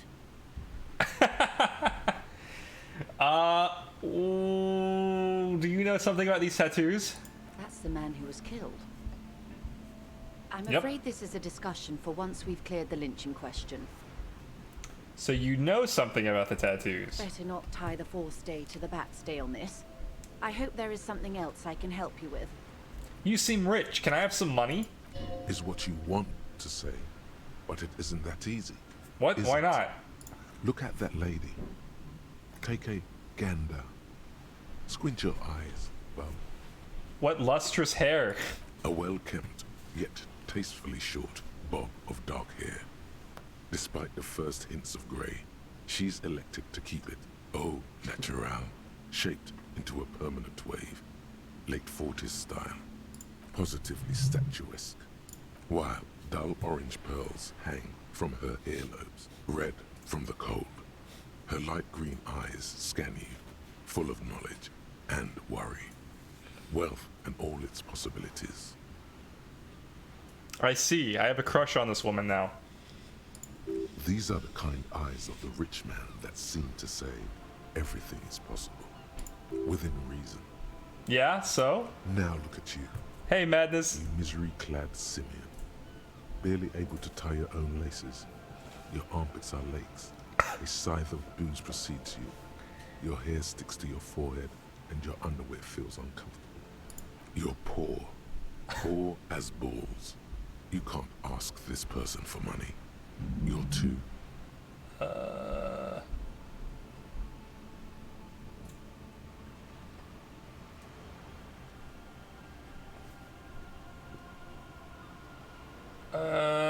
I have no idea.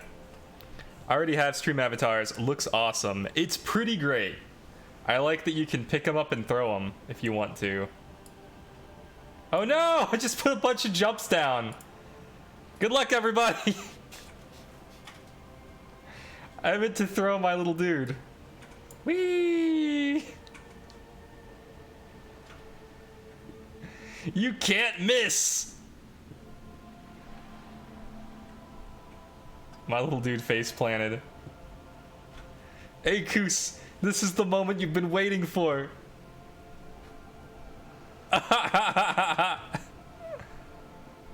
Oh my goodness, 25. Whee!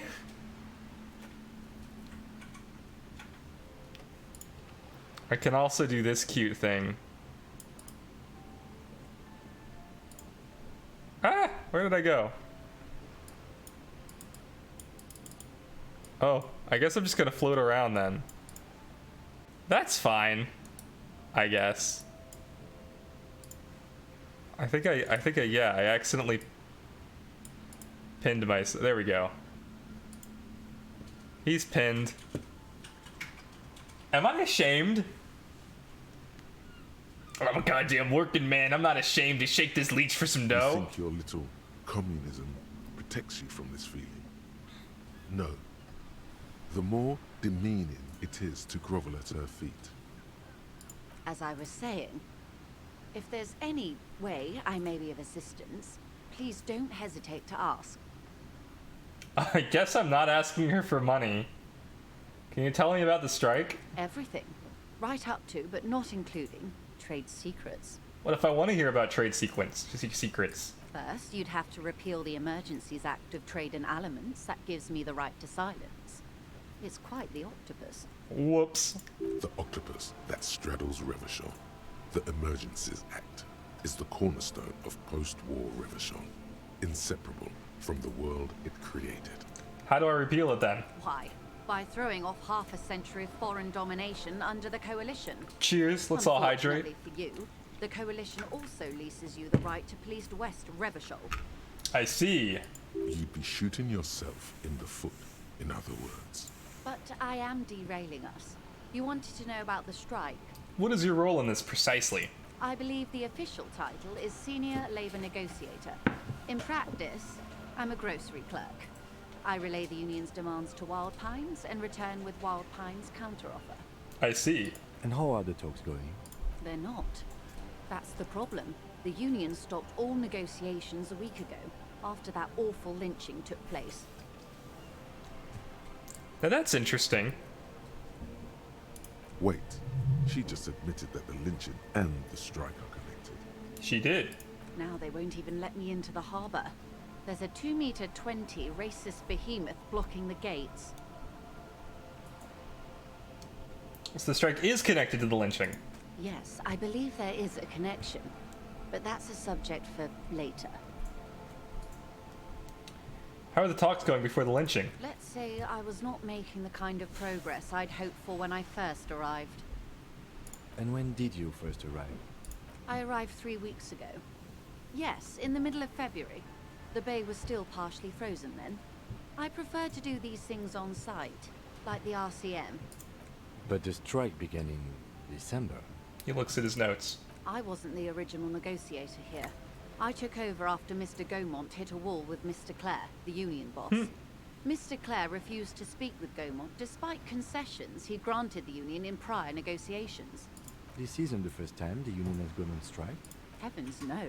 There have been 2 prior strikes. Both times the union won significant concessions, including overtime pay and a medical plan. This time their demands are more, I guess you could say, aggressive. Interesting. Ludicrous even. It's meant. What are their demands? There are leaflets everywhere, and banners. What did they say again? Oh, Aww. yes. Every worker, a member of the board. Interesting. So they want worker-owned? Most of the workers probably don't know what that means. I don't know what to think about that. Fortunately, they explained it.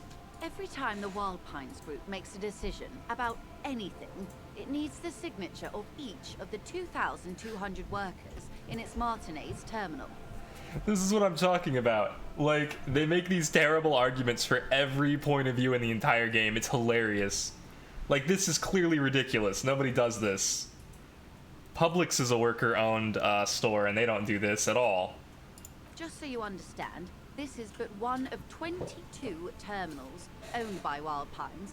Essentially, not only are they kings of the company, they are also kings of the 72,000 employees of Wild Pines Group. That's pretty funny, I have to admit. They're having a blast. But how can they afford it? After 4 months, my assumption was they would prefer a more practical solution. What are you gonna do? I'm not sure. Naturally, I assumed that was just their opening position, a hard-nosed tactic with a side of mockery. But there's been no follow-up, just the same nonsensical slogan repeated over and over again. And now, people are getting lynched, I hear.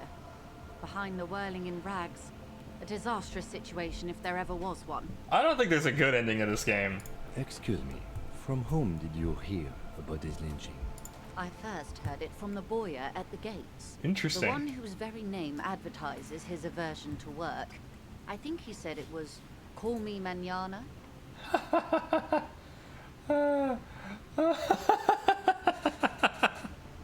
That's really funny. I did talk to Mañana. I didn't realize that Call Me was part of his name. This checks out. Tell me about the union's boss, Mr. Clare. Everard Clare is a man of the utmost integrity. If you can say one thing about him, it's that he always puts the interests of the workers first. Really? Of course not. Everard is fantastically corrupt. I imagine he has a thick, viscous goo where you and I have blood. Interesting. If you were to prick it with something sharp, you could see it oozing out. A knife, maybe? No, a rapier. Is he that bad? He is the most corrupt individual I have ever seen, and I deal with men like him for a living. If there is anyone more venal, more irredeemably nepotistic, then it's his twin brother, Edgar. There are two of them? Yes. Edgar looks exactly like his brother, except for that lazy eye. He also talks exactly like Everard does, and when one's term as foreman is up, the other takes over. It's how they circumvent the term limits, you see, with a funny little switcheroo. While in office, they've embezzled God knows how much of their workers' dues. What about the union itself outside the Brothers Clare? The Débardeurs Union was once a perfectly normal institution. 20 years ago, anyway. It must not have been easy to establish under the Emergency Act, but they did it. I can respect that. Organized labor at its best, as they say. Then something happened in the local chapter elections. The Brothers Clare came and transformed it into a... how do you say? A mob. The Débardeurs are a crime syndicate. Sad as it may be, I suspect we'll be forced to cooperate with them. Refreshingly honest, officer. Ah. The company has tried appeasing in the past, but I'm afraid our concessions have only emboldened Everard and his brother. And your opinion, detective, if I may ask? I'm a curious and talkative person, you see. Would you say the Débardeurs Union is... A giant leech sucking the life out of Revachol. An effective advocate for the rights of local working men. Basically a socialist mob. I prefer not to have an opinion on these things. Oh man, none of these options are good. I hate all of them. Based on only what I've seen and heard, I have to say, I feel like it's a giant leech sucking out the life of Revachol. Indeed. And a hungry one. I also want her to like Sadly, me. Wild Pines have cooperated with what amounts to a crime syndicate for 2 decades. However much you feed the leech always hungers. The scabs of the gate, did you put them there? The scabs? Yeah. You mean the huddled masses of Jamrog, come to plead for work where the Union refuses to? No, I mean the scabs, come on. Don't let her answer it herself. No, I mean scabs. If these workers were organized by Wild Pines or its affiliates, then it would be a company secret. I could not share it with you. Not yet, at least. It's implied. She's open to discussing this matter with you at a later occasion. One more thing. You said something happened in the elections. I'm glad you asked. Yes. There was a woman, the previous forewoman of the Union. She disappeared. Ooh. Could she be the woman in the fireplace? Disappeared? Yes. On the last day of the local chapter elections, her daughter phoned in and said she wasn't running anymore, or coming to work. Ever. She's hiding End of out. story. She was attacked. This forewoman, her name? Sadly, the company records do not even give a name. She's just forewoman in private correspondence, Holly. I don't even know if it's a sir or given name, and I don't have access to the Union's files. Oh yeah, I'm putting it all together now. Does it? The company suspects foul play, but there's nothing they could do. It was a Union matter. The point of the presentation is, these kinds of things happen around the Clares. Watch out when you're dealing with him. Thank you for your concern, ma'am. We'll be just fine. Alright, let's change the topic. Of course. How else can I help? What can you tell me about the lynching? Quite a few things, I'm afraid. The information I'm to share with you includes sensitive trade secrets. For the sake of my employer, I have to ask for your names and badge numbers. Uh-oh. Of course, ma'am. We should have introduced ourselves. I am Lieutenant Kitsuragi from Precinct 57. I don't have my name or badge number yet. And this is my colleague from Precinct 41. I'm afraid he doesn't have his badge at the moment. I hope mine will suffice. How curious. Why is that, Detective? Remember when my partner told you that I had recently suffered from an unusual medical episode? my lost badge is related to that. See. Yeah, don't worry about it. So, are you saying you lost your badge during the course of this episode? Yes. I can't hear you, darling. Speak up, please. It's possible. I could have eaten it for all I know. I don't remember anything. In this world, the city, nothing. Oh dear. Some kind of encephalopathic amnesia. I don't even know how to respond. It happens. I do believe you, naive as that may sound. I simply can't imagine what you gain by faking such a condition. Yep. As I said, ma'am, his technique may be very unconventional, but he is an officer of the RCM. Of course, I sympathize, but I'm afraid I simply can't share anything more until I've seen that badge. Where could I have put my badge? She's a professional negotiator. She should be open to some sort of mutually beneficial arrangement. I'll find it somehow. Let's talk about something else. Of course, the situation is extremely volatile. The sooner we can speak about what we do. I'm afraid I don't speak for Wild Pines as a whole. It's a giant undertaking. All right. There was a touch of discomfort there. She wants to merely represent. So what do they do? The Pines' core competency is logistics. Container shipping, freight, that sort of thing. See those airships there, blinking? Yeah. Those are the shipping side of things. I see. And that is the terminal. Oh. Another subdivision deals with energy, oil and gas exploration, offshore platforms. Makes sense. The Wild Pines Group is one of the original Revacholian Indo-tribes. Companies awarded royal monopolies by the king, the suzerain himself, centuries ago. Why would they do that? Is long gone, but several of the Indo-tribes. Oh no! Why would they do that? How much money does Wild Pines have? I'm not at liberty to discuss the company balance sheet, but I can tell you that last year, the company booked more than 20 billion real in revenue. Wow! 20 billion is a large number, but the conglomerate employs 72,000 people. They all need to be paid. Then there are capital improvements, interest payments. A conglomerate the size of the Wild Pines is like a shark. If it stops moving, it will die.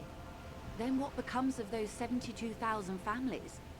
It's a tremendous responsibility. I don't really care. All right. She nods. Thank you for now. Of course, detective. Let's go. Hey. Psst. Look around. Psst. Hey, you. Who, me? Yes, you. Word on the street is you're ready to start building communism again. Again? Yes, you're ready to start building communism again. You've built it before.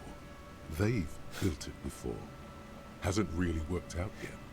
But neither has love. Shouldn't we just stop building love, too? Can't argue with that. So, what about all that communism you've promised to build? Word on the street is you've woken up from 1,000 years of slumber, promising to erect a version of communism many times greater than any attempted before. Is that true? How come there's word on the street? You keep saying things like, down with the bourgeoisie, eat the rich, sodomize the landowners, impale all people who have more than 25 real in their pockets, literally murder all human beings regardless of their political beliefs. That kind of stuff. That sounds like funky style. Very funky. So tell me, oh my God. Any questions before we fire up the big communism builder? Or do we get right down to it?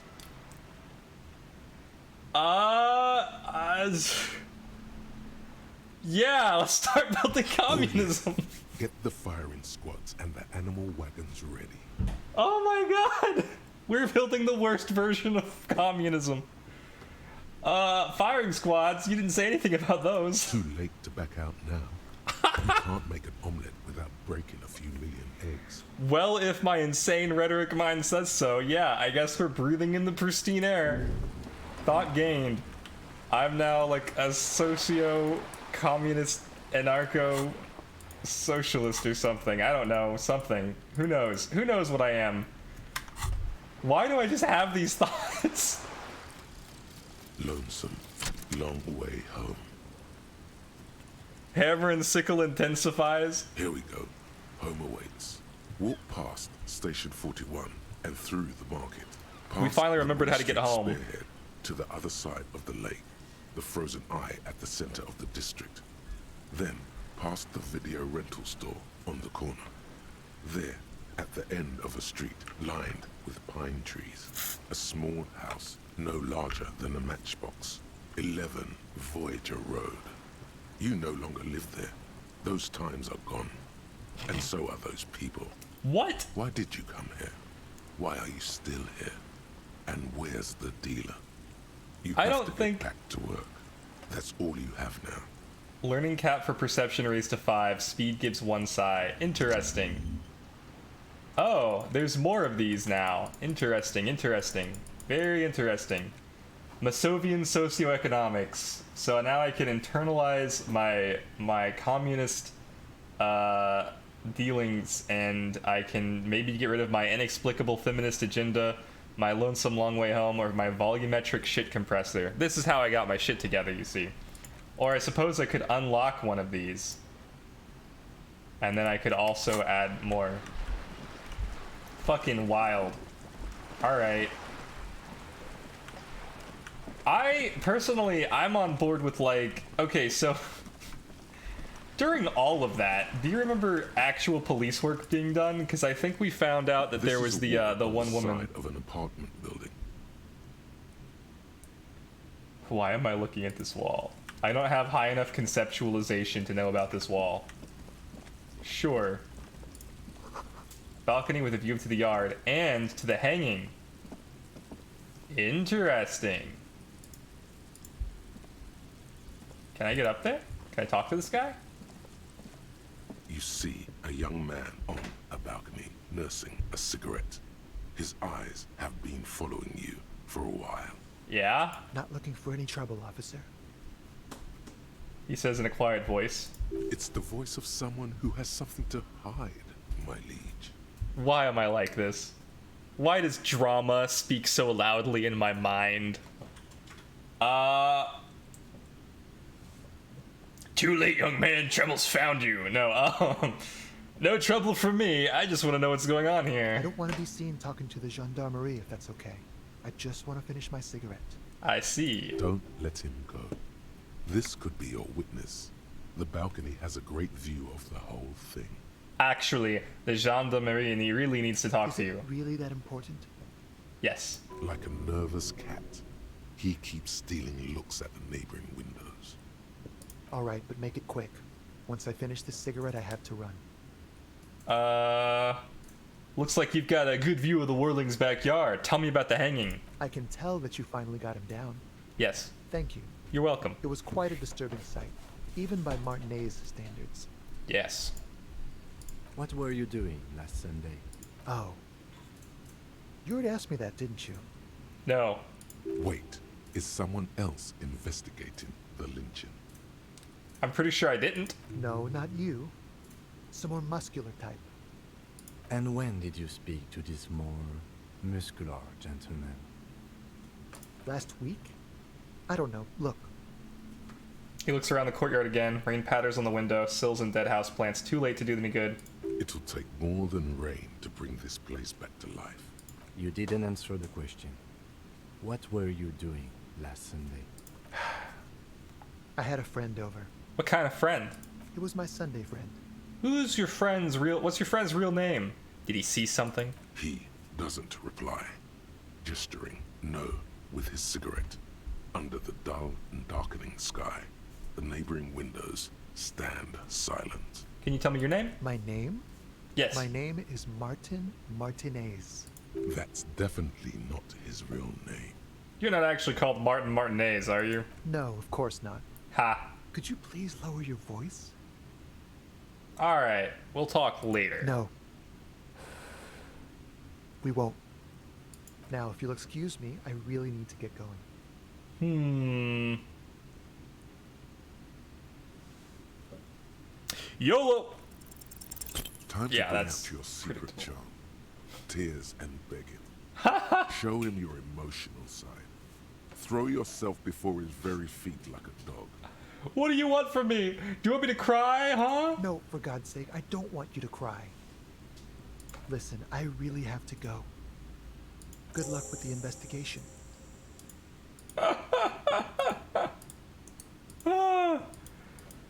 Bye. I can't believe begging and crying didn't work. He's gone. What, should we run after him, see where he went? No point in running. Tenements like these often have multiple exits. If he doesn't want to talk to us, then he'll know how to hide himself. We just give up? He could be a witness. Him or his Sunday friend. Either way, we need to look into that muscular type who's asking about our case. There has to be a way of getting inside the building. Let's go check out the door near the pier again. Once we found a way in, we can ask around for his apartment. Great, let's do that. I wonder when this guy's gonna go to bed, because I need to, where do these stairs go? Oh, they're locked. Okay, that's fine. I didn't even notice this place before. How did I miss it? There's so much of this game that I just, like, didn't see. God, it's so pretty. Such a pretty game. Alright, back to the bookstore. Specifically around back. So I can go find in that fireplace the woman who's likely been hiding out. I bet she was the previous floor person. I'm really glad we played the psychic detective card earlier to get into this library. Library? Bookstore. Not a library.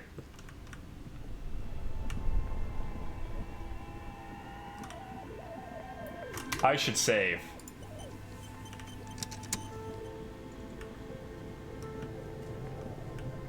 Is that the fireplace? Can't be, right? A thick layer of coal dust covers the furnace, coloring it pitch black. Let's look inside. It's dark and grimy here. In the darkness you can hear chatter. It's coming from above. A voice or several voices talking to each other. Near the smoke chamber, upstairs, the echo is so prominent, it's impossible to discern what the voices are saying or what's producing them. What are you doing? I'm hallucinating. Or maybe it's the entity. I hear the murderer of the hanged man talking. I'm not sure, Kim, but I think I can hear someone talking upstairs. Wait, really? Yep. Should investigate, see if someone's upstairs. Yell hello. You must Failure. put all your strength and yell. Heh, heh, heh. Your dehydrated, hungover throat can produce little more than a dry croak. Rip. The chatter from the chimney continues on as before. You seem to have made no impression on whatever's up there. Then again, maybe it's worth actually trying something up there. Maybe you should let your voice rest, officer. Try again later. Those voices I heard. Maybe it's the malignant entity. No. Smear your hand with coal. Why? Kick it with your foot. I'm so glad we saved. Literally, I die now. Wait, do I not die? You feel something in your chest. Yeah, no, I'm dead. Pressure. It's spreading to your left. Help, someone. Screaming isn't. So now I have to load again. Oh, thank goodness we saved. That was almost a disaster. Imagine having to talk to the old woman on the boat again. Huh.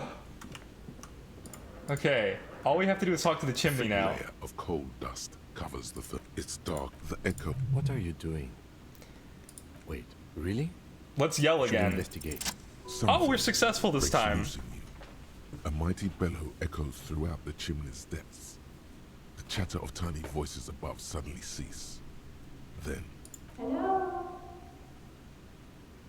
You hear a woman's voice. Are you there? Speak to me. Hello? Did you say anything? I can't hear you. Please come upstairs. There's a safety curtain on the second floor. I'll open it. You hear a low rumble upstairs. The sound of a curtain being pulled aside. Perfect. After you, officer. What is this thing? Is it a furnace? Looks like it. Looks like an old central furnace used to heat the building. It's connected to the chimney. Ah. No one has used it in ages. No signs of any recent fire. Only dead rats. I could freak Kim out by saying it's the entity, but I'm like worried that I'm just gonna randomly die, so I'm not gonna do that. So many things have randomly killed me that I just don't even know anymore. I got like demoralized at some point by like some random bullshit. Oh yeah, it was in my room. I tried to convince Kim that this was actually a very sexy case. And I couldn't think of anything, and I got demoralized because I'm so boring.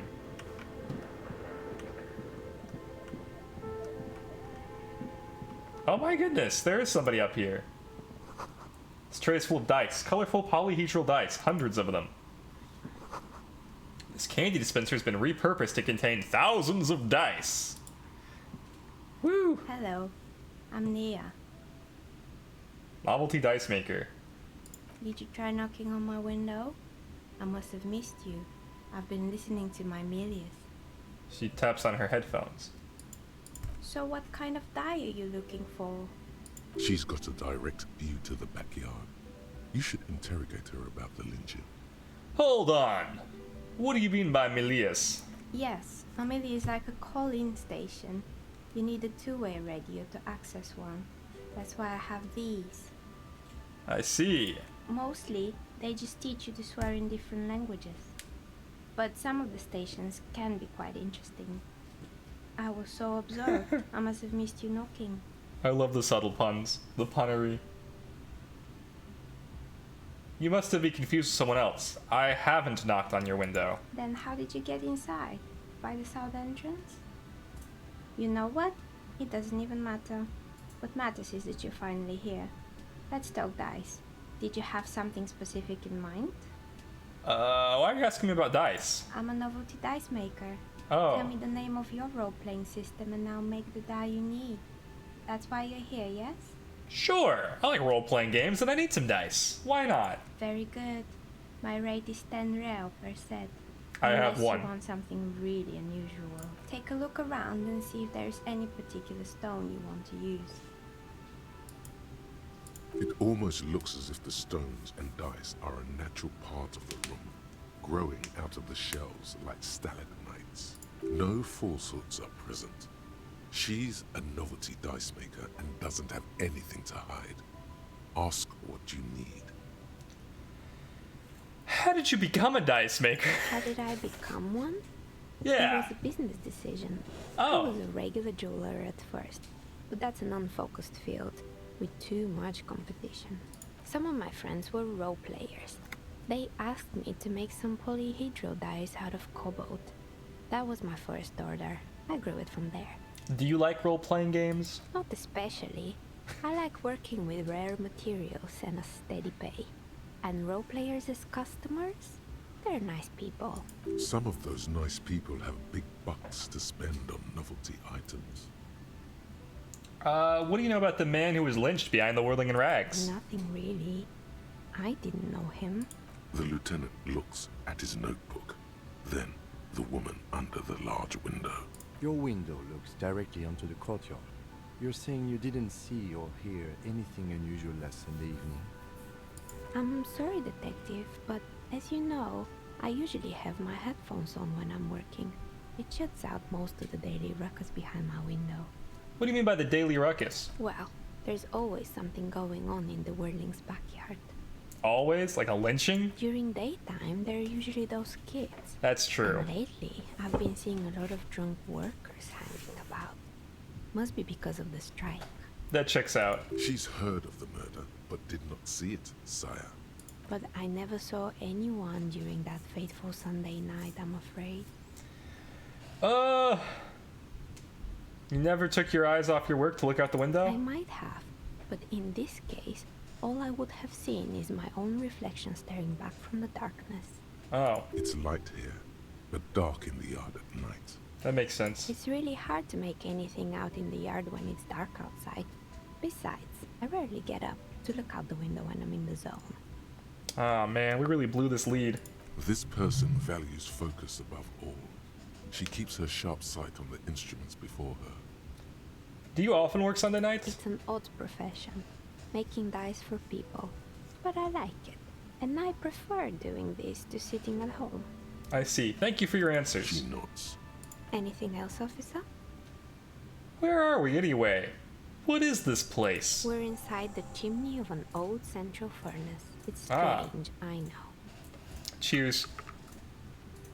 But when I arrived here, all the other rooms were taken, so I had to build Thanks. myself a makeshift home. We Besides, probably I won't don't stream for really too have much to longer pay since it's any 11 rent and it's a work so night. that's a plus. See ya.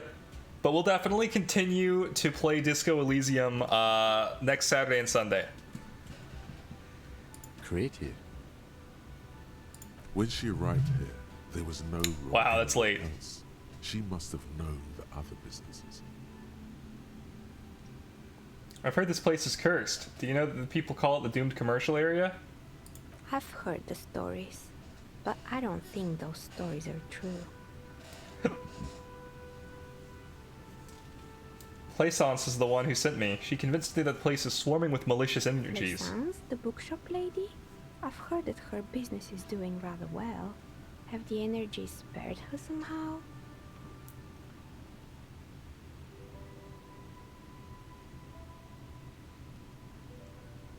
I don't know why the bookstore hasn't gone bankrupt yet. That's why I'm here to investigate. Oh, right. But it's not just the bookstore that's still up and running. What about the whirling in rags? Some people say it's part of the building complex. You're right. The whirling business really looks. The whirling doesn't really look like it's cursed. And then there is me. I've been here for 14 years, selling novelty dice to role-playing enthusiasts. Not exactly a million-real business idea, yet somehow I've survived despite the talk of malicious energies. Strange, isn't it? Not really. I don't think there are any malicious energies in the commercial district. Maybe it's just because she's so talented that she's been able to rue the curse. I'll be the first to admit that there are many inconsistencies in the so-called curse. I was just about to ask, what do you think? Do you think the curse is real? No. I'm starting to think that there is no curse, only business decisions and natural market fluctuations. Exactly. Truth is always so disappointingly mundane and boring. But I'm glad we got this sorted out. Anything else I can help you with today? That's all she has to say on the subject.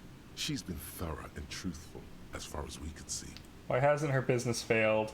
Very low. Leave. Okay, well, I'm happy with where we are right now. Somehow we're still on day 1 of Disco Elysium, which is funny. Like, literally, we haven't managed to move the day counter.